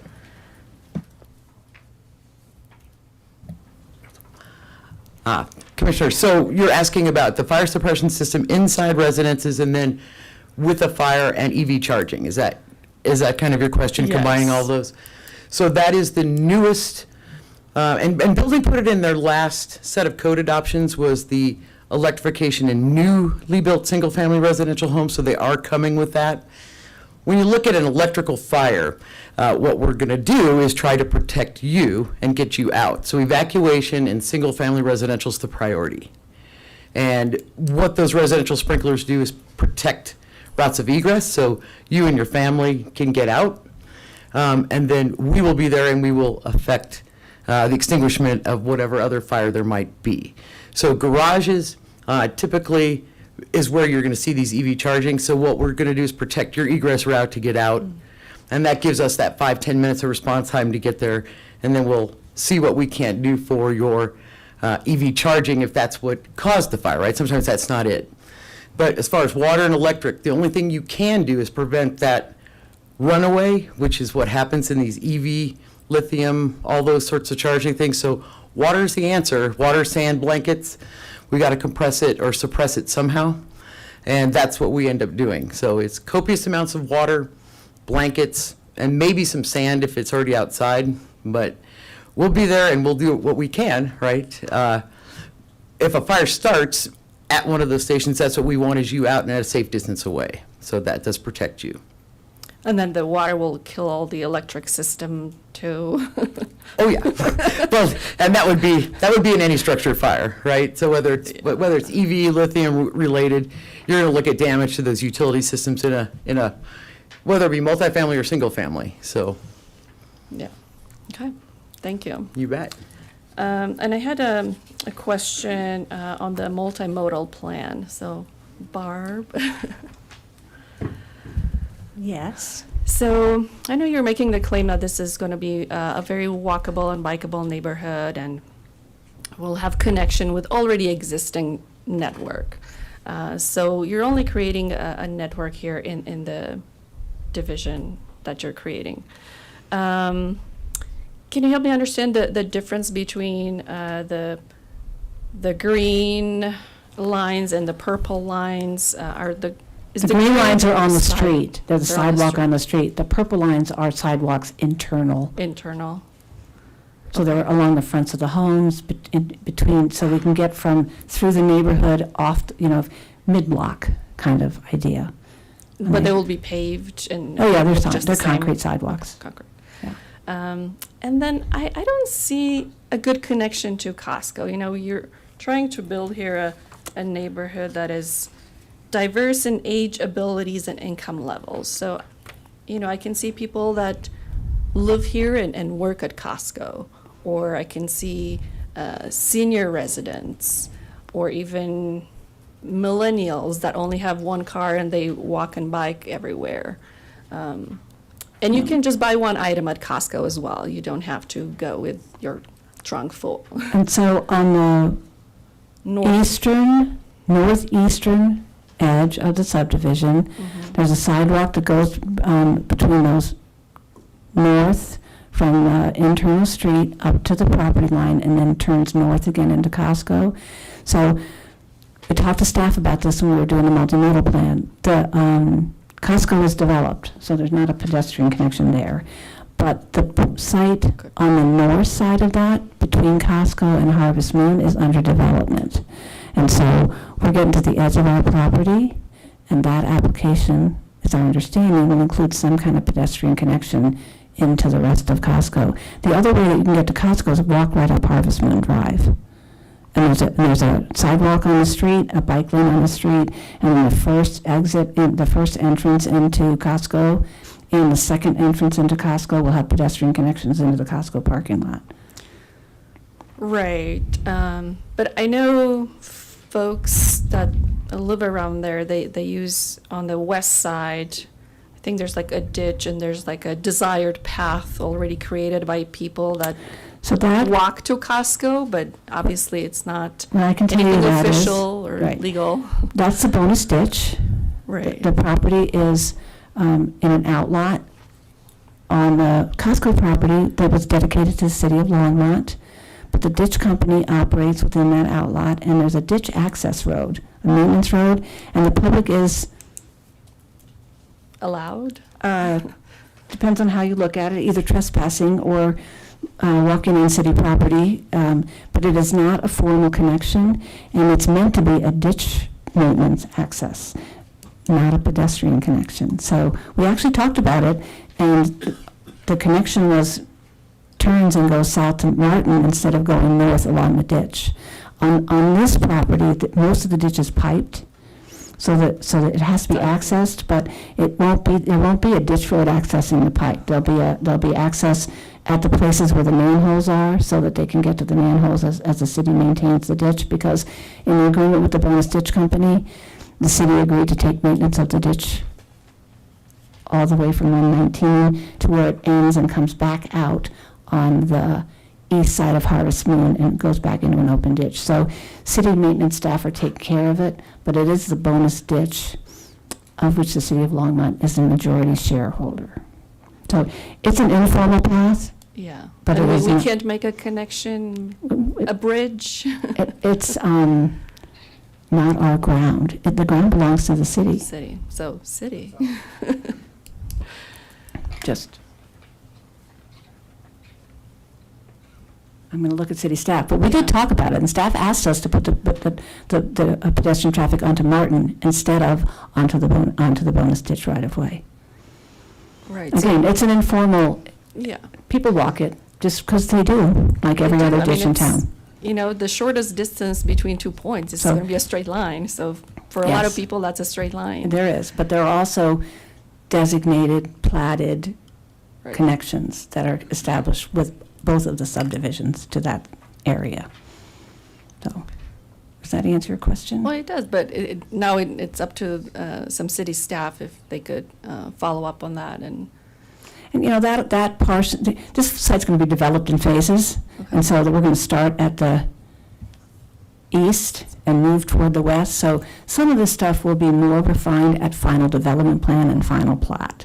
And so that's one of those things that we could look at when we do that. Okay. And city staff is here to understand that they need to look at that when we do that.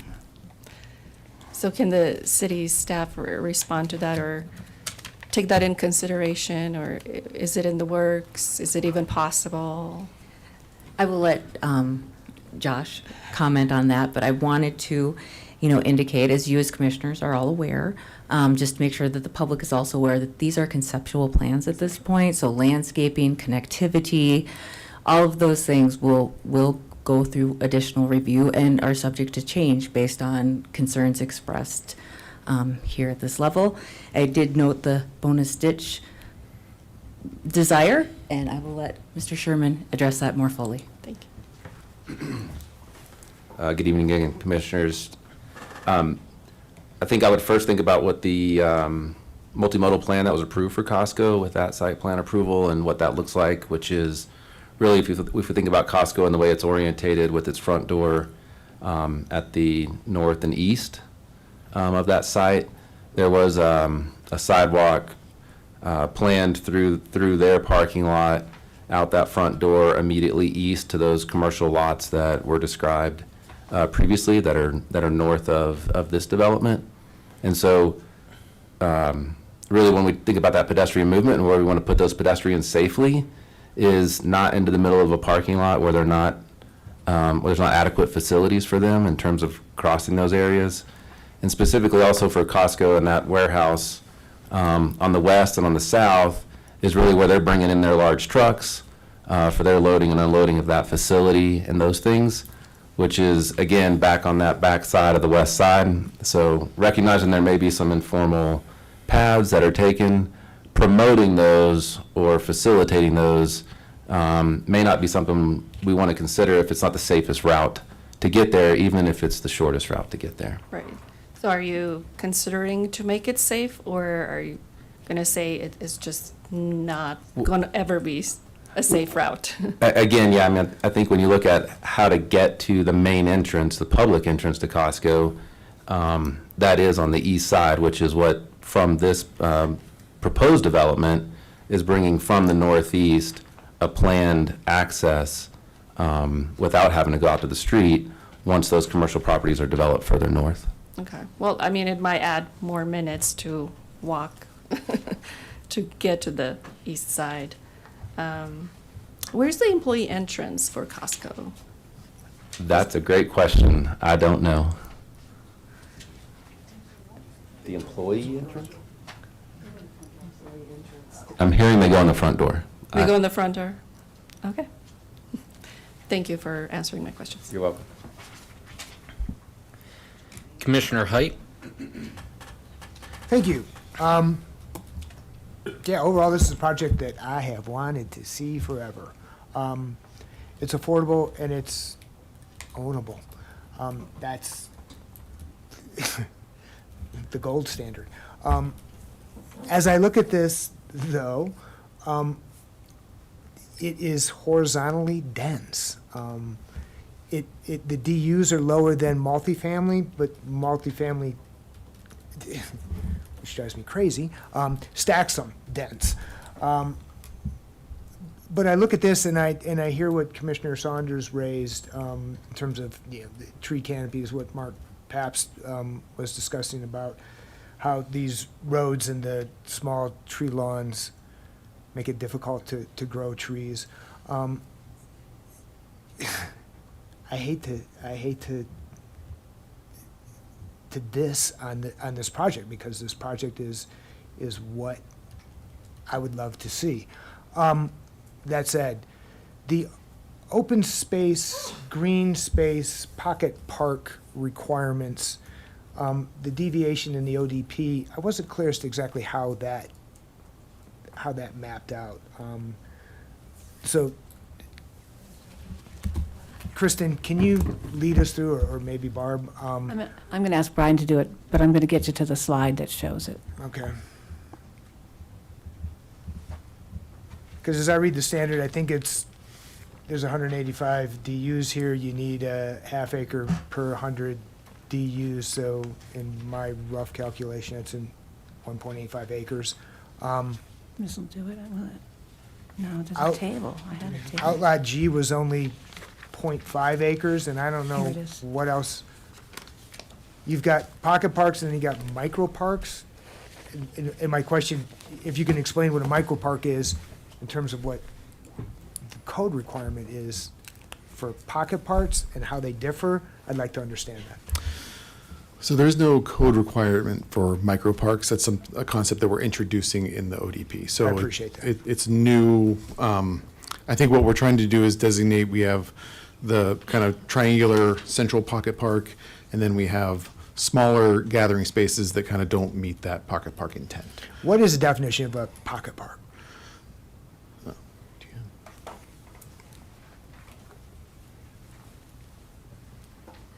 A pocket park is defined as an area to provide either active or passive recreation, and some of the allowances within a pocket park are playgrounds, community gardens, tot lots, picnic areas, swimming pools, clubhouses, rooftop areas, etc. Standardly with a pocket park, when your pocket park size is based on your density is calculation. So standardly you would provide a pocket park of that size as per your density calculation in one area, and it would be all contiguous to each other.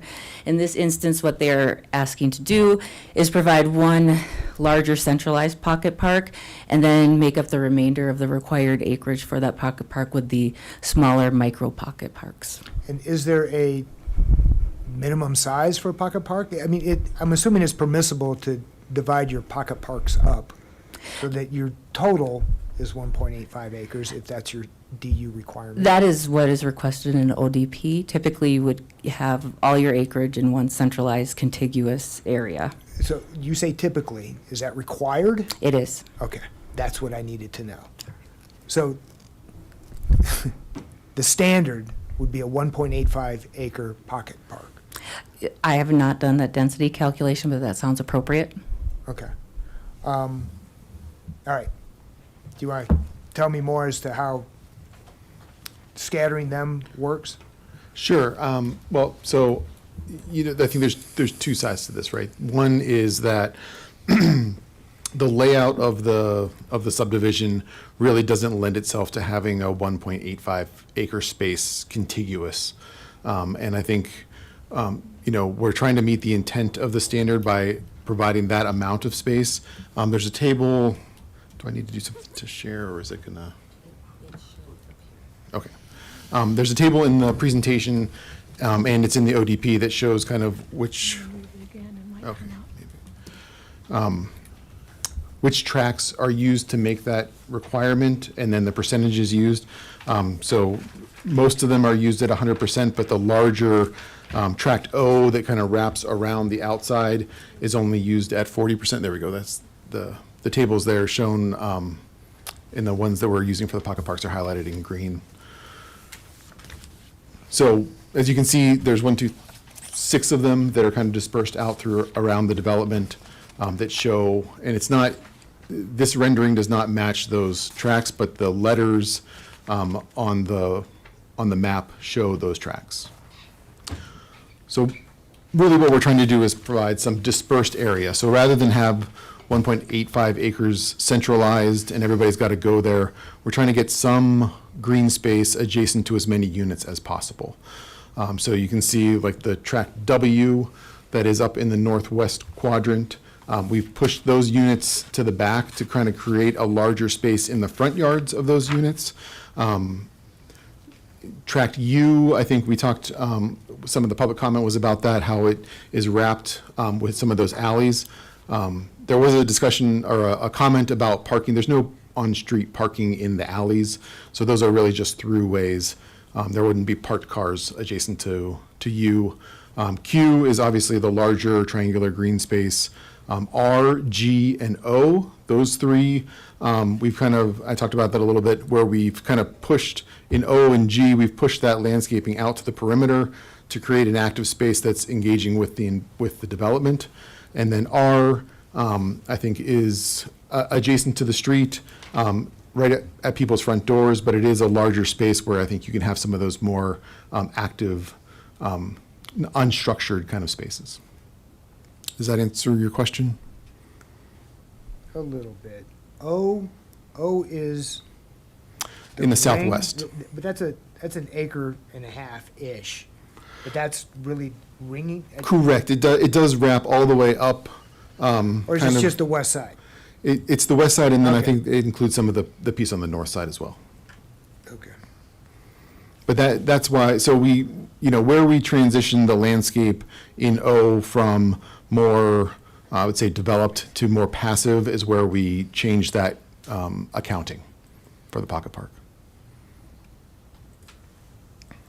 Mm-hmm. And is O, I don't know if it was Mr. Bashir or Mr. Papps referenced that O is on the ditch, near the ditch, not necessarily usable as pocket park? So the ditch, as part of the original Irwin Thomas improvements, the ditch was piped from, if you start on the north end, the northwest corner there and come down, there's a group of 2 shade trees and then a group of 3 shade trees. Yep. Right about where those 3 shade trees are, that transitions from an open ditch to a piped ditch. So we need to leave that easement open. However, we are allowed to surface treat that with grass and seeding and trees, as long as they're maintaining a certain separation from both the pipe and then the utilities that are on the western edge there. How many street parking places do you have in these bump outs? 81. And they are in the shape of the. Yeah, they're all in kind of that major loop circulation. Major loop and going straight back down Yes, out to, yep. okay.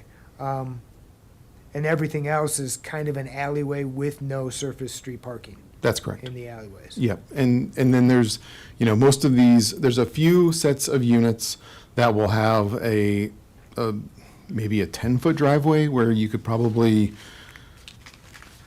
I'm hesitant to even say that you could get a parallel parking in there, but there's not any of these units except for the orange ones that are on the west where you'd be able to get a parking space in that driveway. And Mr. Thrash, you can't take any lesser number of units, can you? You're looking to get 2 more. What's that? You're looking to get 2 more. You don't want to take less. Well, I do want to define that because it is important. There's a lot of different goals we're trying to hit here. And one of them was the max number of affordable, the capital A affordable, so 80% and below AMI, with utilizing the funding sources that the city could and to make the development work. So that 185 is based on a pro forma total to make the math work financially. I know that's not, it's a total aside, but it does play into design. No, because it does create some of that explain density. that more, if you could. That's important, So, I think. fundamentally, the capital A affordable, the sub 80%, if you want to think about it, and it's a little nuanced, but it's a negative number to the pro forma at some extent, right? So you're subsidizing those units with the attainable housing. And so the more attainable units in a percentage that you have to the affordable, the better the pro forma will operate, the less public incentive is necessary. So what we're trying to do is balance all of those things, get the max number of, I think we're at, 55? So we were trying to get to the max number of capital A affordable units that we could, balance the site, and we're literally talking about adding 2 units to this to make the math work. And those would be attainable units. What are the other units? So you've got 55 affordable, and then when I say attainable, there's so many monikers right now, but so attainable is 80 to 120%. Right. So the 130 units is in that 80 to 120%. And we're also trying to hit not just 120%, right? Because that's a cheat. So we have pricing at 90, 100, and 110. We technically don't have anything that's maxed at 120% AMI. Part of that is just to allow for any kind of inflationary pressure that happens from now to then. So 55 at 80% AMI, and the other one. And below, yeah. And below. And the mix of funding, the city obtains, but it's a state, federal pot that you're accessing. That's correct. Okay. So we kind of laid this math out on day one and said, how do we try to tackle this from both ends? And so the goal became pretty apparent. How do we have the max number of 80% and below units in the development? So density is an answer. And the other 2 you're finding are the 80s? They're the attainable. So we know we're held to the standard of 55 within the development agreement. So really right now we're too short on the 80 to 120s.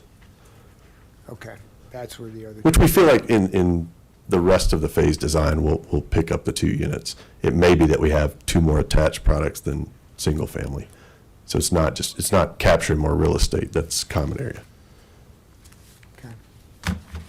Thank you. Sure. I like it, it's just dense. I'll shut up. Commissioner Lane. I hate to make you stand back up again, but I had a couple more questions for Mr. Thrash. When we got into the aesthetics portion of the presentation, and there's a picture of these 2 people on a patio, are they neighbors or do they live in the same house? right, look, there's some. It's like, howdy, neighbor. There is some Let's have a thought. There is some thought into that. So, in the single-family detached homes, so you have 7.5 to 8 feet, I think, separation between those units. One side of every residence has no windows. So you have a sliding door out your kitchen area. That's your private patio. They have their private patio on Got the it. opposite side. Okay, that's what I was thinking. And then what's the average, I think you said the houses range between, is it 900 and 1,500 square feet each or something like that? That's correct. Right now, in the first phase, they're between 900 and 1,500. And the lot size, what's the range on the lot sizes? Rough square footage, it's small lots, right? So it's enough to create all of our offsets or setbacks around it. I think it's in the package. 1,700, 1,800 Yeah, square foot okay, lot. Okay. I mean, true with a 2-story house. Okay. It's going to be close. And like Kristen alluded to, there's a lot of, it's very rough right now, obviously. This all gets fleshed out as it goes along. Sure. Overall, I love the concept. I mean, it's great. So that was all I had for you, but thank you. Okay, thanks.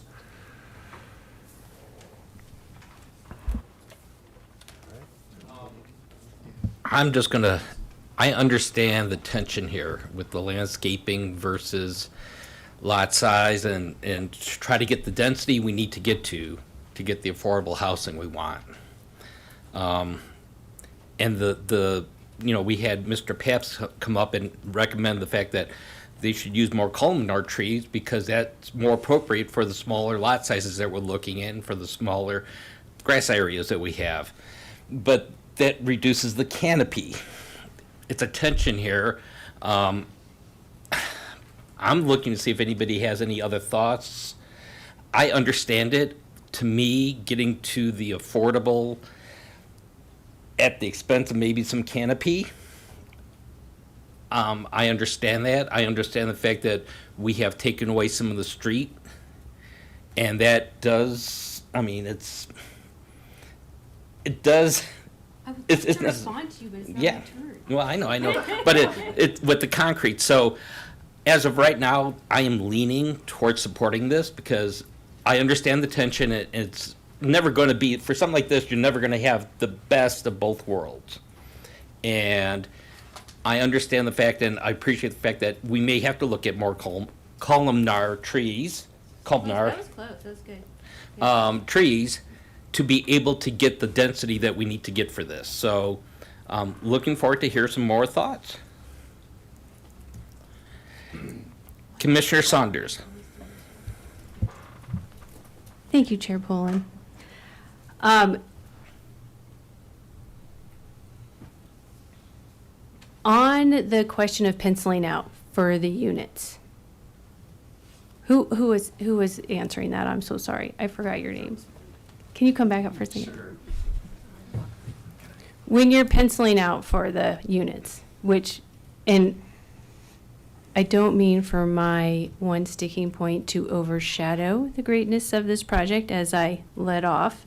The other 4 things that we're voting on, I'm definitely a fan of. When you pencil out the units, where does parking play a part in that? So that's a tough one to answer. So when you're penciling out individual unit as a standalone, forget on-street parking, right? So as a standalone, we're trying to create 2 parking spaces, and it's not this again. When you deal with the density, there's no driveway to speak of. So your 2-car parking space is it, right? There's not a visitor's not making it into your driveway. There's no actual real estate there. So the on-street parking is really the only pressure relief valve you have for visitors coming. And there's not, obviously outside the development, there's not a great expanse of parking. So I don't know that it necessarily plays directly into the pro forma. Right. Right? Right. But not having the on-street parking becomes problematic just functionally because you can't park your incoming traffic in your driveway. And typically there is that relief valve. You have 20 feet of drive or something, you always have cars. We just don't have that in this development. Right, and so there's different give and take, right? Sure. And that's where I'm seeing it. I'm seeing that the give is the lawn strips for the take of more parking. And the more parking is above and beyond the street parking. Because the what is it, the on property's 11% over just on the property. So on the property already for the units, it's 11% over the minimum standards. And then, so is there a world, in the vein of Chair Poland, is there a world where we can decrease the on-street parking to allow for an increase of the tree lawns? I'll say this, traffic-wise and parking, like, I'm out of my depth to say how many do we technically need, over want. Well, the minimum standards would be the need, correct? Potentially. So the want is the overage, those over Right. percentage. But we're taking from a minimum standard on the tree lawns.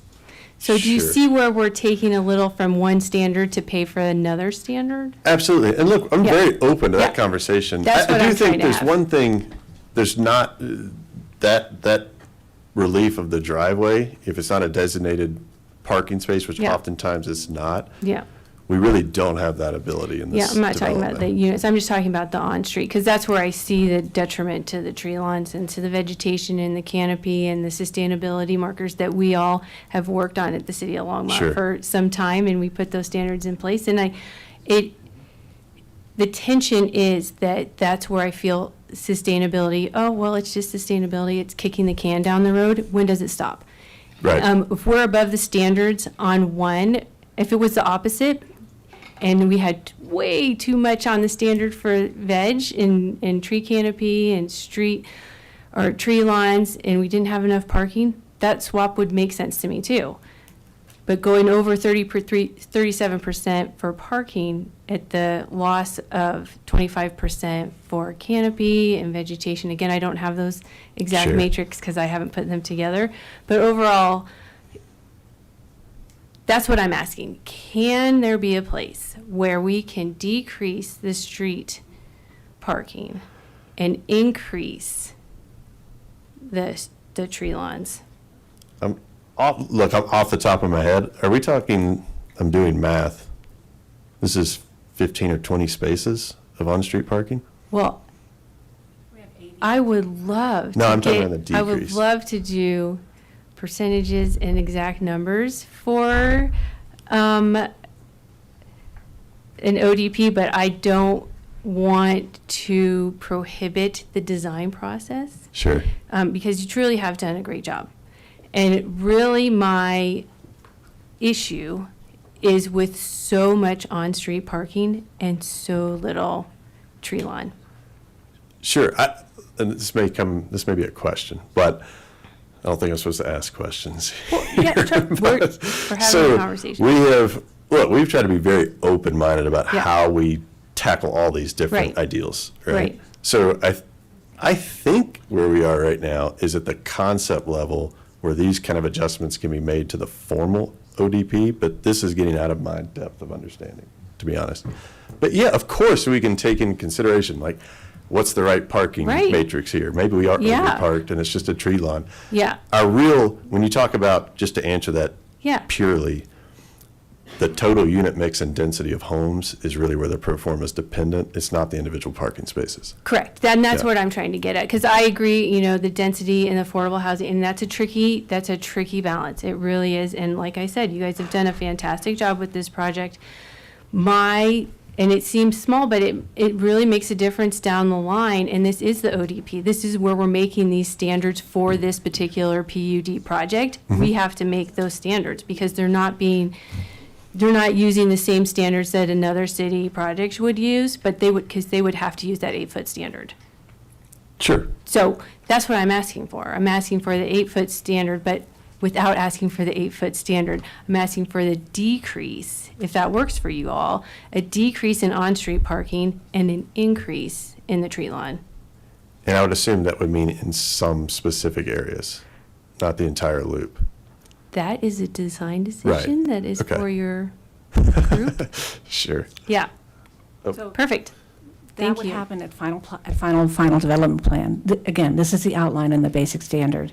But these are the standards, and that's what I'm trying to get So at. we Because are- the standards that the city would have in place would be the 8-foot tree line. And that's what we're asking for in the ODP with the PUD, is to set those standards. And so I'm just trying to make sure that those standards are following throughout this project, because it's huge, and, you know, there's a lot of moving parts for it. So there are two things that are relative to the street.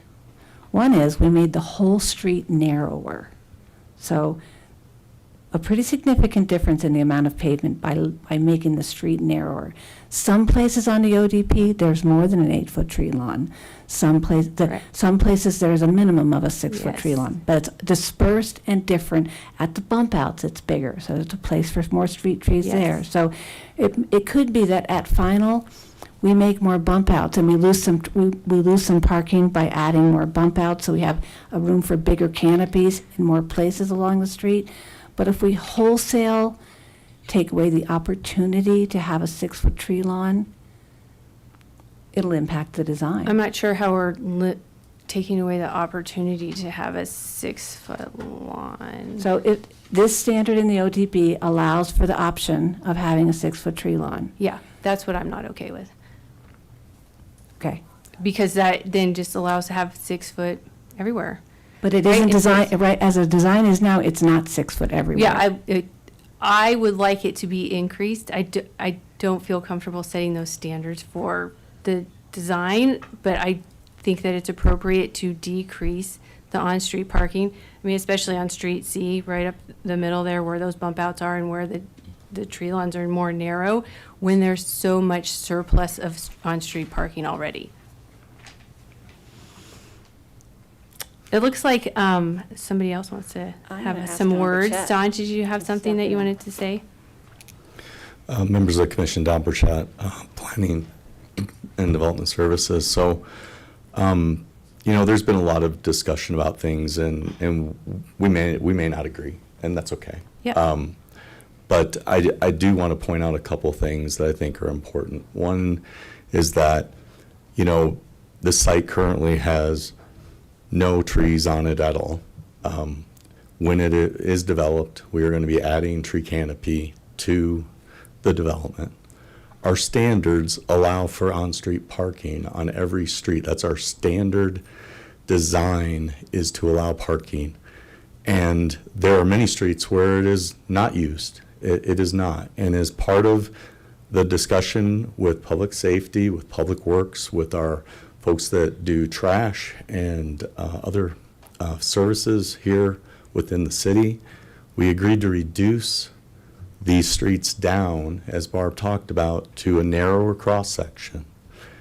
But part of that was also knowing that some of these parking spaces may not be used at all times, so that there is additional places for the vehicles to be able to get through for trash pickup and things like that. So I think it's important to understand that this has been a compromise and a work that has been trying to come up to meet the goals of this development, which was to provide affordable housing.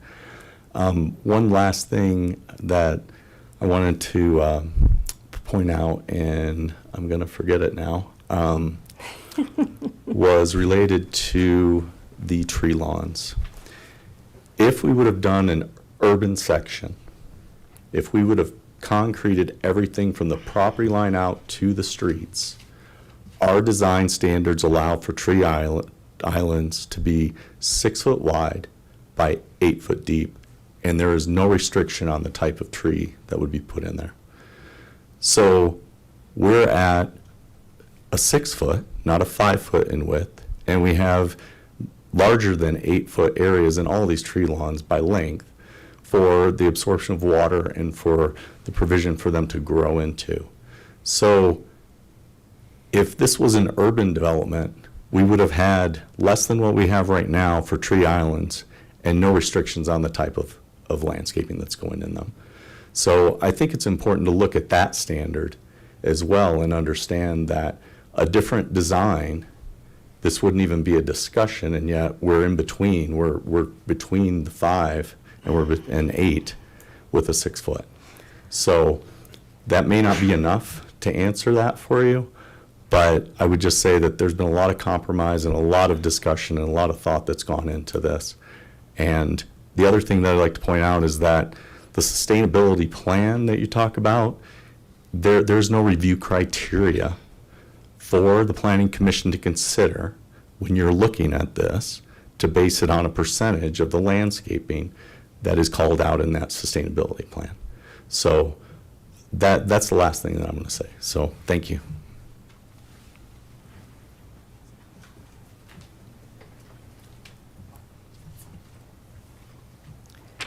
So, thank you for those comments, Don. I appreciate it. And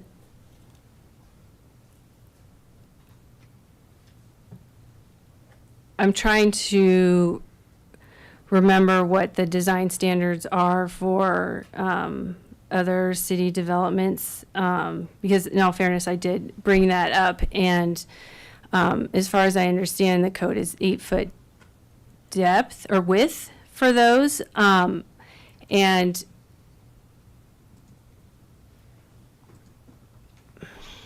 trying to compose my thought here. I'm disappointed to hear that while we put time and energy into sustainability targets, that there aren't more requirements for them. I'm disappointed to hear that parking spaces are taking over while they're not penciling out and they're not part of the affordability piece. I mean, what's even the point of having a sustainability plan then? So go ahead, put a ton of parking in and not put any trees or tree lawns. You know, it's just like putting lipstick on a pig to say, let's just green it up as little as possible so we can have as many cars come as possible. There's going to be a time for everyone to decide where we're uncomfortable walking around and not having an extra spot for our guests to come and visit our houses. There's going to be a point where we do have to say, you know, climate change is important. It's a piece that does need to pencil out and be an important part and target of these projects. Yeah, I'm the David and Goliath here with the planning and zoning trying to give out my piece on sustainability, but it's important, you guys, and in my mind, giving up parking spaces for plants and canopy when you're bringing in buildings, it's not just the impervious materials, it's the heat island effect of bringing in the buildings. It's the running of the air conditioning without the canopy trees. You have the small columnar trees, it's not going to do the same thing as the larger canopy tree. So yeah, you've heard my piece, and I'm not trying to be a dead horse. I really am just trying to speak up for the sustainability and the work that we've done with past councils and past committees and the volunteer time that we did to put those targets in place, because they're important and they should be a part of the conversation. So I was hoping that, you know, a condition on a motion would be to decrease the on-street parking while increasing the width of the tree lawns, but I just tried to sneak that in there. Did you hear that? My little motion I tried to sneak in there? You have not made a formal motion. I'm making my formal motion now. Okay. I would like to formally do a conditional approval of the House Pad Envision Longmont Comprehensive Plan Use Amendment, Rezoning Concept Plan Amendment, Overall Development Plan, and conditionally approve the preliminary plot subject to final approval of the rezoning PZR 2024-2B with the condition of decreasing the amount of on-street parking spaces and increase the width of the tree lawns. Thank you. Okay, we have a motion. Do we have a second?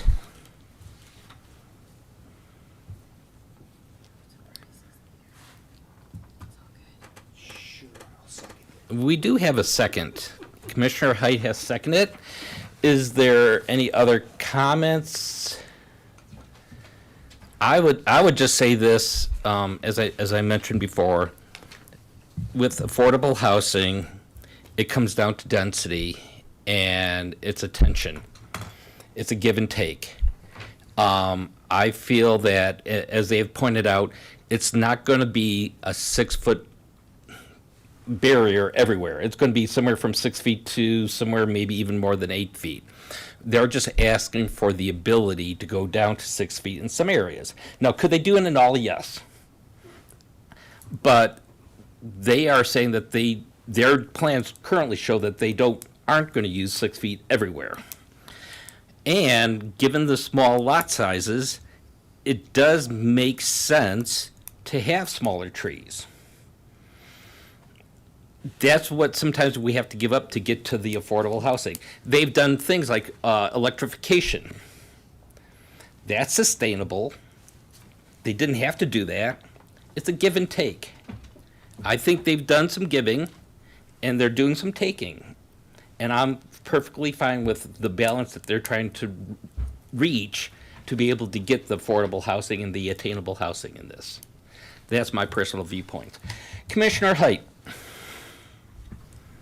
I'll add more, because my seconding was a roundabout.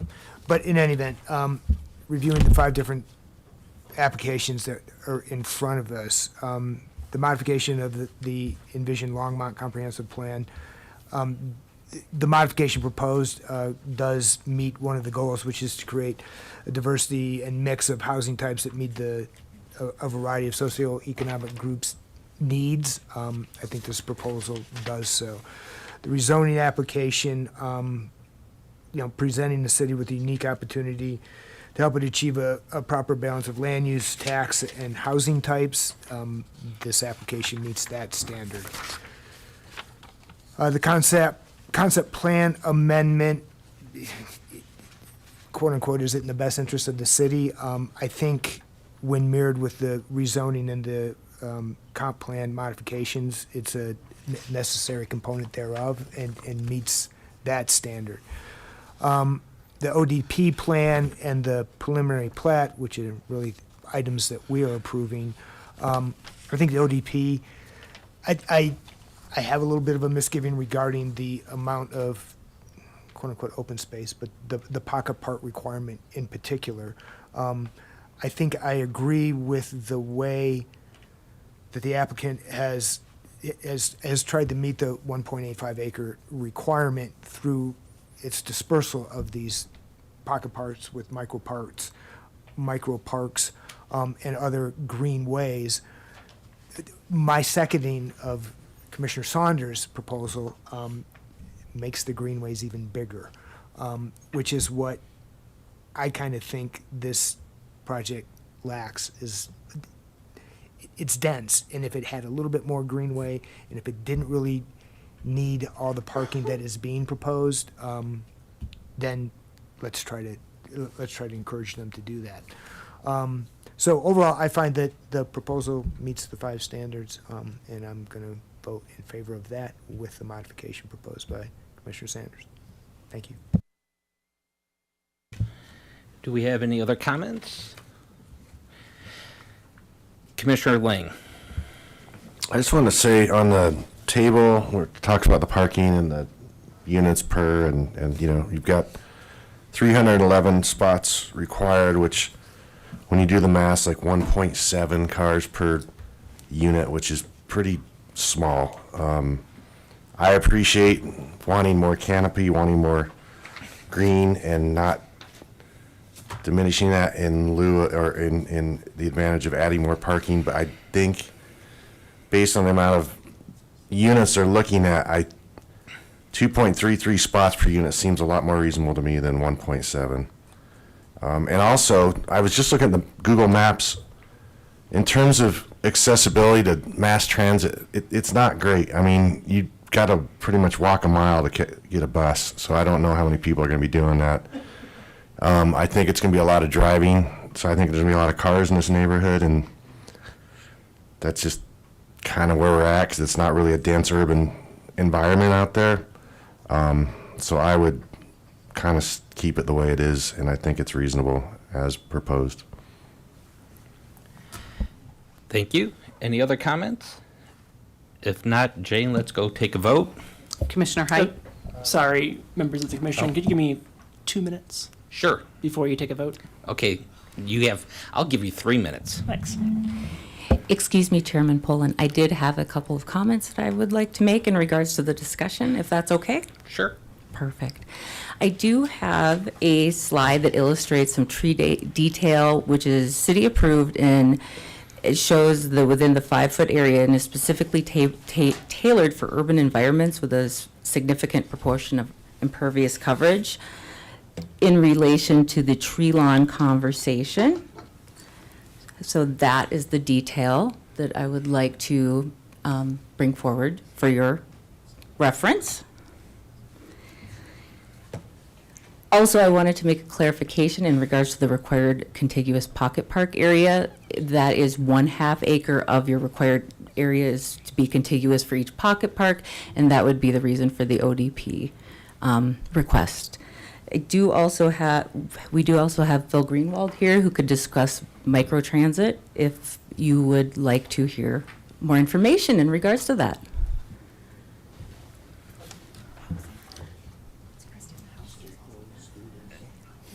And our affordable housing department is also present, so if you have any information or questions for them, they would be more than happy to address those for you. Okay, thank you. I think Jeremy is ready. Yes, thank you, Chair Poland. I just want to make a couple comments and suggestions for the commission. I think in this circumstance, we're looking at 5 different applications. It might make sense for the commission to break up the motion and consider each application. And then also to consider, and the reason why Commissioner Saunders is because of the condition. The condition, right now, it appears the condition would apply to all of them versus a separate motion just on the ODP. And then also on the issue of the condition, when we're looking at approval of the ODP, we have specific standards in there. And I would recommend, supposing, if conditions are being imposed, I would recommend specific conditions as opposed to a nebulous idea. Just we're not in an issue of, oh, well, they have 6 foot 1 inch, which is now bigger than the 6 foot noted. So that's my kind of recommendations for the commission. I would separate it out for each application, and then also to provide specific conditions as it concerns the ODP issue identified.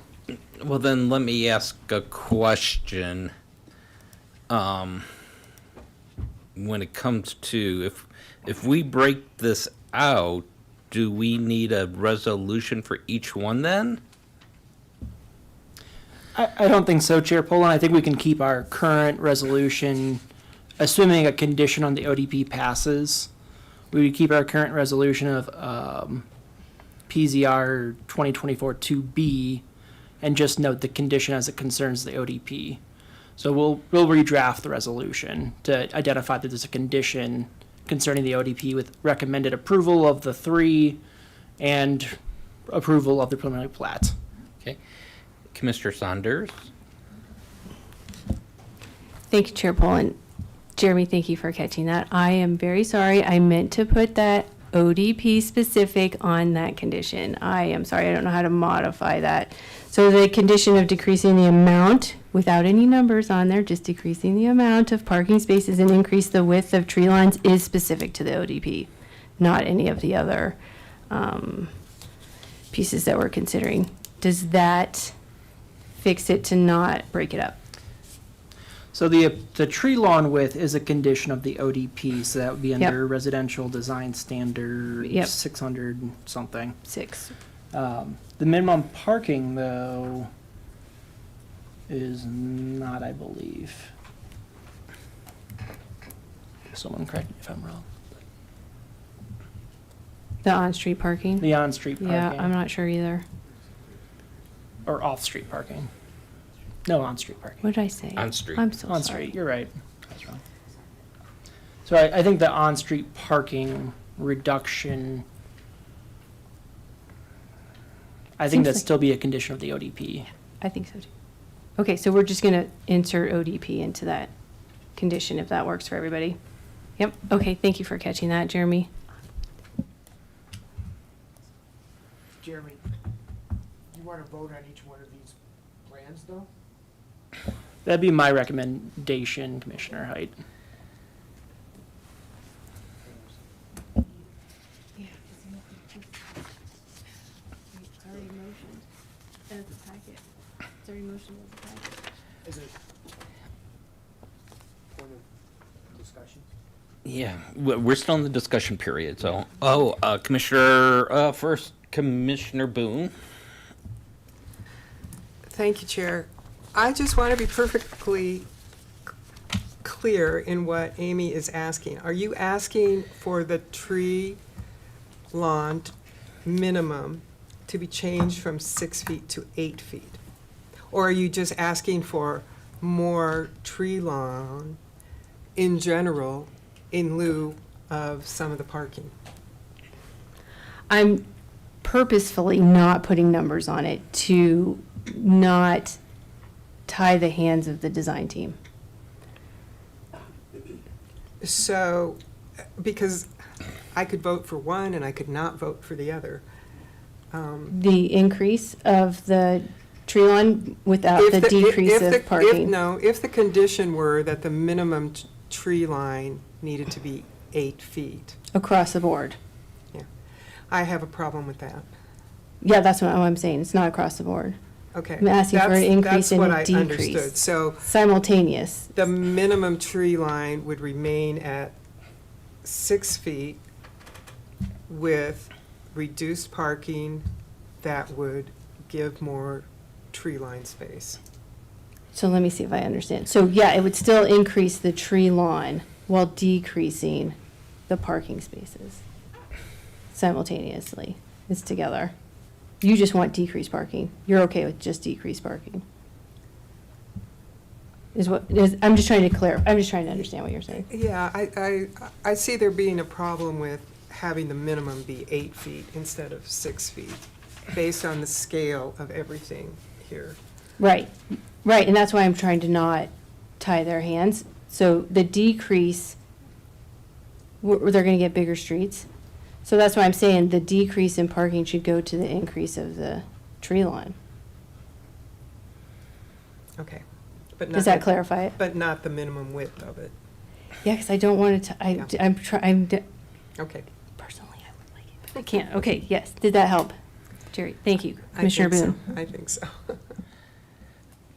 But I still think that, as Jeremy mentioned, having a nebulous, without criteria resolution, putting something there that's nebulous, that doesn't have actual numbers, is hard to achieve, hard to keep track of. And I know in the past we've had this discussion before. Yeah, with density, it's sort of the same idea. Do you know what I mean? Like, you're not trying to calculate density. Okay. But they're looking for some kind of numbers that they can tie to and hold them to.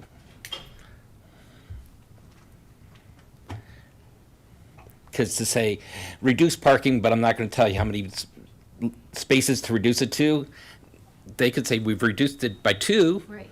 And that's not meeting your, yeah. I understand.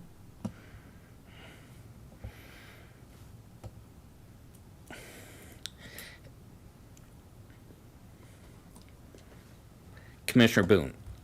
Okay, it seems to me like the applicant has heard the concerns about parking and the concerns about wanting a little more green space. And we are going to have another opportunity to look at the final plans. No?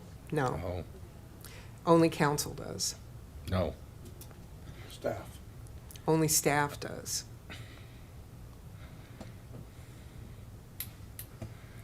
Okay. Thank you. Yeah, and I guess my concern is if we try to say reduce parking, but it's not consistent across the whole board, it's going to be hard to do because you are dealing with a narrow street to begin with now. And you can take away 5 lots here, but it's going to make for a street that has a bend in it, and it just, to me, is going to be, I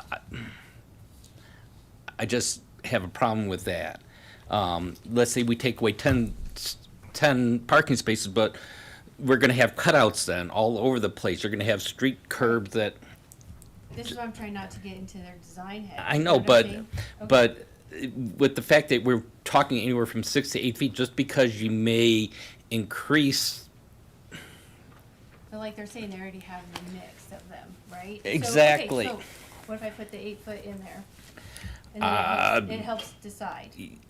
Except that would really do a lot. I don't think that, given their design, if you take away 2 feet, you can't take away from the street. The street's already shorter. So that 2 feet has to move somewhere. And they already have the front lawn at a reduced.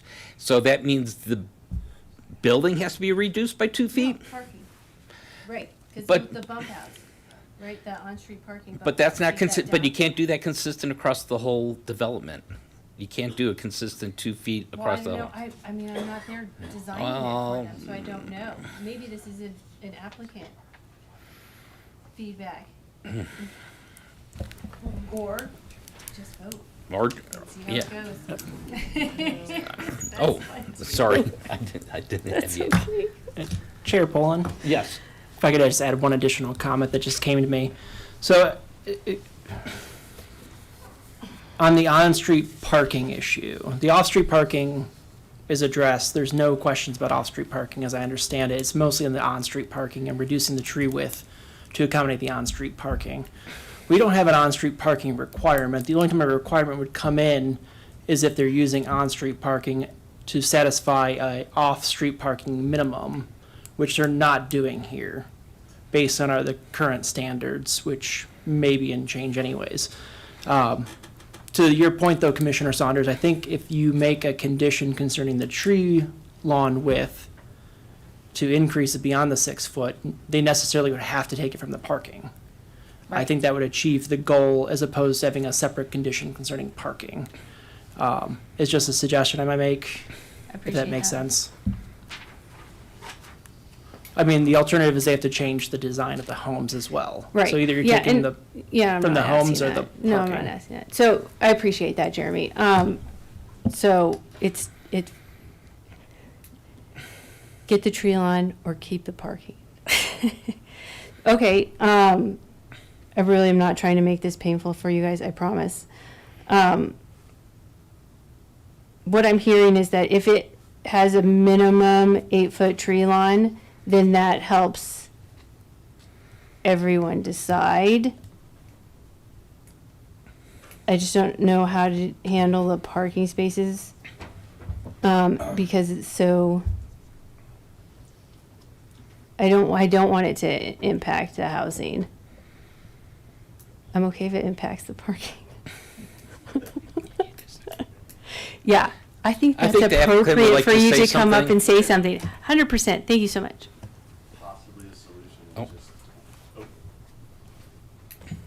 Possibly a solution is just to decrease the on-street parking by a percentage? Is that direct enough? Or a number of spaces? I like where you're going with this. I think that would be a condition on the preliminary plat then, because the ODP doesn't address on-street parking. Okay. Where is it? Design does. Where is it at, Barb? Because I can appreciate what you're trying not to do, which is pinch it down.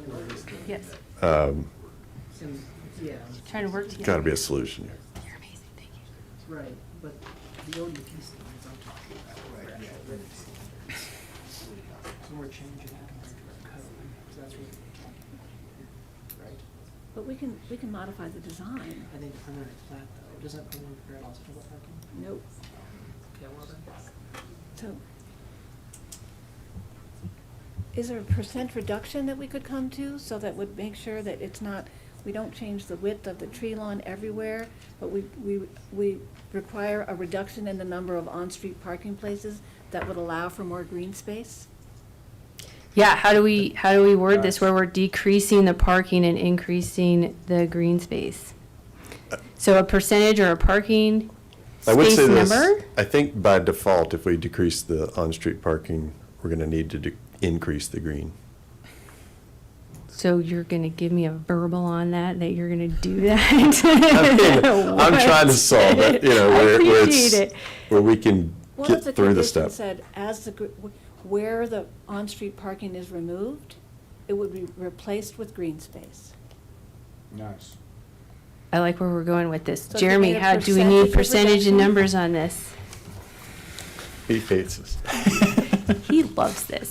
So maybe, maybe it's a 25% reduction on the number of on-street parking spaces that would result in a 25% increase in the number. Boom, you're the winner. Yep, I'll take it. I will take it.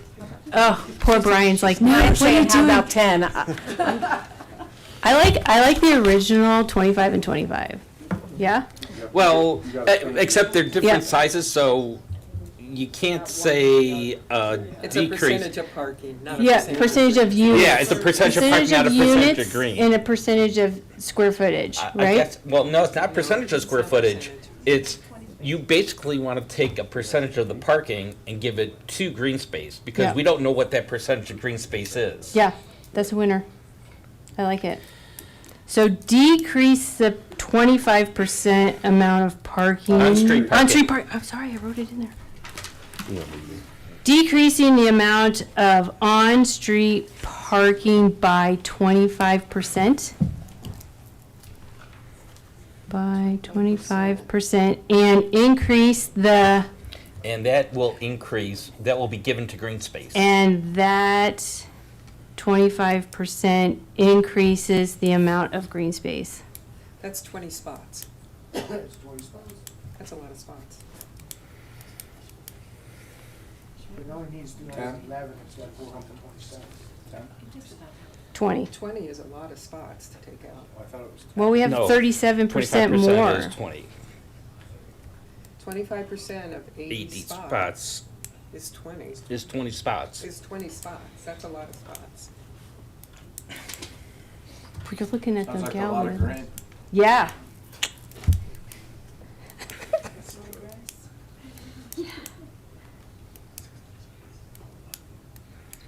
$25?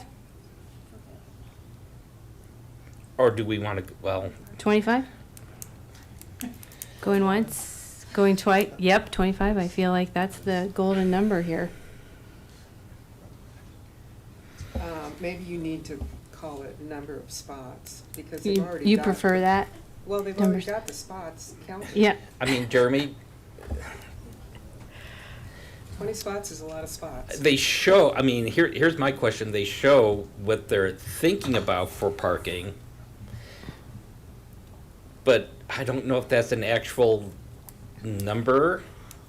Yeah, it would be per the units. I think the percentage is better than doing actual spaces. But they already told us what the actuals are. What's our design team thinking? Spaces percentage? 20 spots is a lot of spots.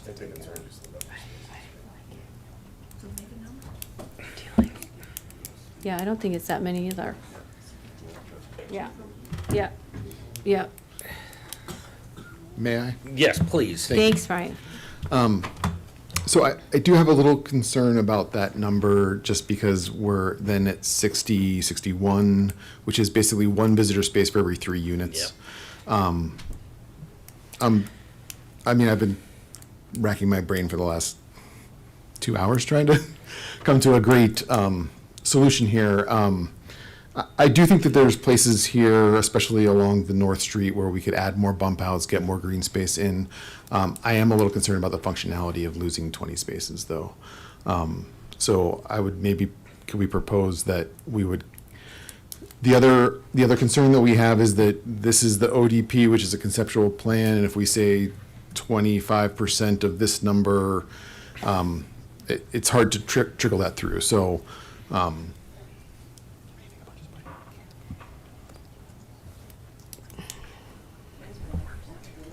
how do you guys feel about putting a cap on the number of on-street parking spaces in the overall development?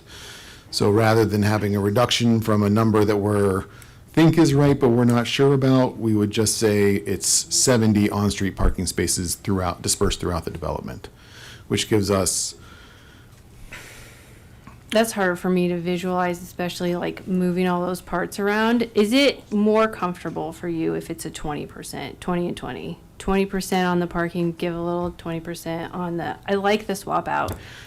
I think the, then it's less than 20 spaces, and yeah, I think that, so the standard that we cannot actually change is the 6 foot, because in the street section, if we make that 6 Yeah. feet bigger, there's just physically not enough space without making the right-of-way larger, right, which that's why then- it's not, Yeah, okay. that's why I'm I trying to just not wanna be- limit that, because you have appreciate a that. bunch of tiny little spots in there trying to make everything work, and that's why I Yeah. didn't want to do percentages at all, but percentages feels like that gives you a lot of room, and we're essentially swapping. And how cool and sustainable is that? We're swapping some parking space for some more green stuff, right? So if 20% is like really killing you, I love this wording that I'm happy to just modify it to 20%, and then we can vote and see how it turns out.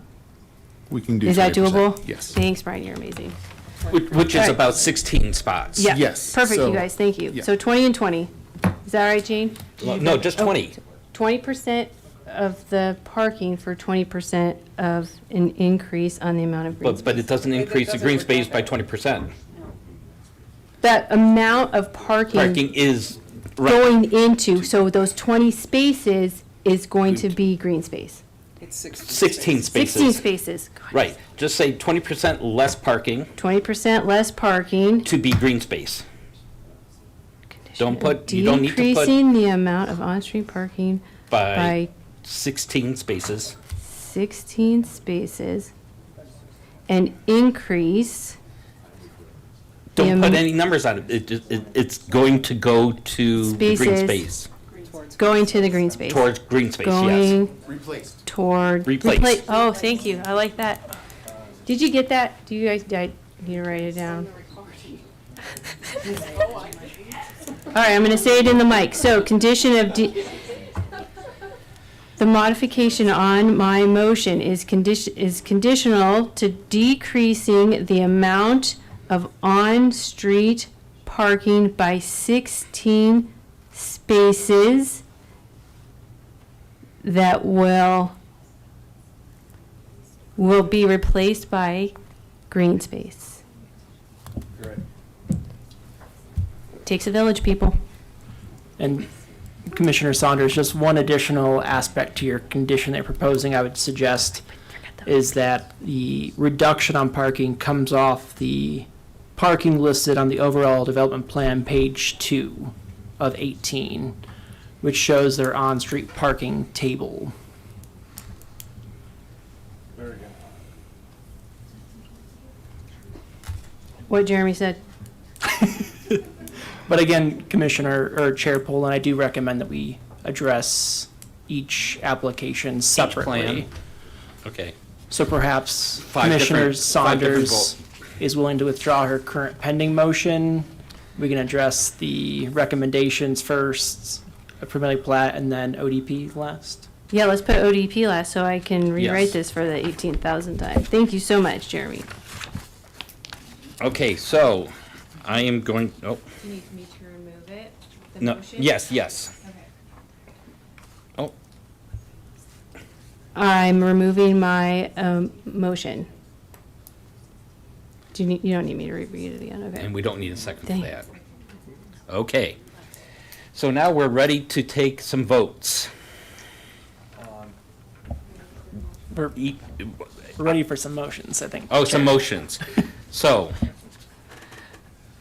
we need is it easier if I make the motion? Any commissioner may make a motion Perfect. at this point. Okay, go ahead. That's great. Yeah, okay.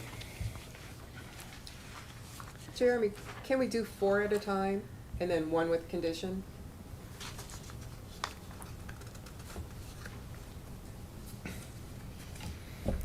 How about a compromise of 3? Can we do, That's my 3 for the city. recommendation, Three. The my 3 for the recommendation city. would be to address a motion recommending approval of the ones that go to council, so the comprehensive plan land use amendment, the rezoning, the concept plan amendment, and then a separate motion approving the preliminary plat subject to final approval of the rezoning, and then a motion to conditionally approve the overall development plan subject to final approval of the rezoning in addition to any conditions that may otherwise be imposed. Okay, that's too confusing for me to. So Commissioner Boone, I'd recommend a motion to approve, a motion to recommend approval of the Envision Longmont Comprehensive Plan Land Use Amendment rezoning. Application, okay, And concept plan amendment to council. So number 1, 2, and 3? Yes, yeah. Okay. Oh, I'm out, okay. Am I on? Yeah, you're on, Commissioner Height. You care if I do it? Go ahead. All right, I will move. It's a different PZR. I don't know, It's not does it even a matter at all? PZR. It's not PZR. I'm gonna move to approve the following 3 portions of this application. The amendment to Envision Longmont Comprehensive Land Use Plan, the amendment of the rezoning application, and the amendment of the concept plan amendment. I'm sorry. Amendments of amendments. I move to approve the application to 1, amend the Envision Longmont Comprehensive Land Use Plan. I move to approve the application seeking rezoning, and I move to approve the application seeking amendment of the concept plan. All as recommendations to City Council. Commissioner Teta. Second. We have a motion, we have a second. Any discussion? Seeing none, let's go ahead for the vote. Commissioner Height? Aye. Commissioner Teta? Aye. Commissioner Boone? Aye. Chair Poland? Aye. Commissioner Saunders? Commissioner Lukacs? Commissioner Lang? Chairman, that passes 7-0. Thank you very much. How are we coming on that I condition? think I got it. Okay. You guys ready? And don't forget, you have to do both the preliminary plat and we want to do the preliminary plat and the ODP. I thought the ODP is separate with. No, separate? Oh, okay. All right. So wait, let's do the preliminary plat first, because All right, go ahead. I move that we approve the preliminary plat as proposed. Second. We have a second. Any discussion? No, let's take a vote. Commissioner Height? Aye. Commissioner Teta? Aye. Commissioner Boone? Chair Poland? Aye. Commissioner Saunders? Yes. Commissioner Lukacs? Commissioner Lang? Chairman, that passes 7-0. Thank you. Commissioner Saunders. All right, fingers crossed. I move conditional approval of the overall development plan with the condition of decreasing the amount of 16 on-street parking spaces within the ODP and replacing the 16 spots with green space. As reflected on page 2 of 18 of the ODP. As reflected on page 2 of the ODP.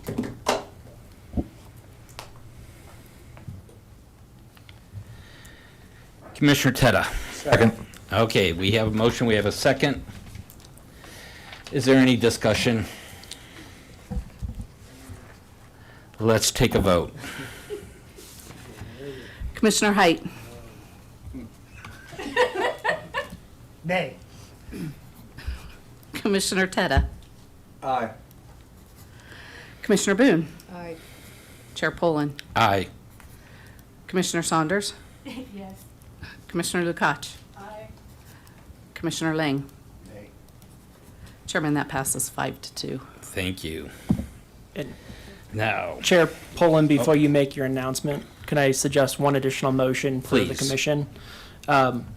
I would recommend that the commission consider a motion granting Chair Poland permission, directing staff to draft a resolution consistent with the commission's finding and giving authority to Chair Poland to sign said resolution. Directing staff to draft the resolution consistent with the past findings and Okay. Chair Poland to sign. Commissioner Height, We are so moved. we have a motion that was so moved. Do we have a second? I'll second it. Any discussion? Let's take a vote. Commissioner Height? Commissioner Teta? Aye. Commissioner Boone? Aye. Chair Poland? Aye. Commissioner Saunders? Aye. Commissioner Lukacs? Commissioner Lang? Chairman, that passes 7-0. Thank you very much. I have two notices here to read. Agenda item 6A, the House Pad and Vision Longmont Comprehensive Plan Land Use Amendment, the rezoning, and the Concept Plan Amendment. This item will now be forwarded to the Longmont City Council for action. If you are unfamiliar with council procedures and intend to appear before City Council, please contact the Planning Division for further information at 303-651-8330. Agenda item 6A, the House Pad Preliminary Plat and Overall Development Plan Appeal Process Announcement. This item now enters a 7-day appeal period. During this time, any aggrieved party may appeal the Commission's decision by submitting a written appeal letter stating why the Planning and Zoning Commission's decision should be amended or reversed by City Council. All appeals must be in writing and must be received in the city clerk's office and the planning office within the 7-day appeal period. The appeal period begins Thursday, April 25th at 8 a.m. and ends Wednesday, May 1st at 5 p.m.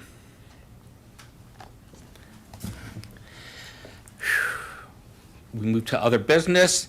Next is final call, public invited to be heard. This is for anybody who is in the audience who would like to talk about something that is not coming before the Planning and Zoning Commission as a quasi-judicial item. Seeing nobody step forward, I'll go ahead and close the final call, public invited to be heard. Next is items from the commission. Okay. Commissioner Height. And he's not here, Commissioner Popkin. In last month's, I think it was February 28th, discussion regarding, no, it was when we were sitting as the Board of Adjustment, and we were reviewing the fence issue, which got overturned. He had a discussion point with me that I have been riding on my high horse on for a long time regarding the applicability of when a variance is appropriate, and the specific language that I got into regarding the physical characteristics of the property had to control whether or not a variance would be even considered. The applicable language was special circumstances exist, and special circumstances include, but are not limited to, the following. Popkin and I got into an argument as to whether or not that list meant it was inclusive of these physical characteristics or if it was just it meant otherwise. I think the way he read it and was encouraging me to think about it was that if the language were special circumstances include without limitation these other things, his argument would have worked. But when I now study the words include but are not limited to, I think I might have to possibly get off my high horse and consider that special circumstances aren't just limited to the physical characteristics of the property. Thought I'd share that with all of you. And does that apply for variances that come before planning and zoning, or just for the? It's both. Apply to both. Okay, so it's written the same for both, the language? It's the both. It's the Okay. language for variances applies in both circumstances. Okay. Whether we sit as a Board of Adjustment or as a Planning and Zoning Commission. Thank you. Do we have any other items from the commission? Items from Planning and Development Services, Grant Penland. Just quickly, maybe we can touch base on upcoming meetings. Next meetings will be May 15th as well as June 26th. Only one in May due to the basically the end of school week and going to the holiday on the 20th, and then moving into June. We did cancel the June 19th due to that holiday. So it looks like Don ran out, but as of I think yesterday morning, we actually did not have anything scheduled for May. I think we may have to wait until next Tuesday to make that final determination. But what that likely means is we'll have at least a couple for the June meeting.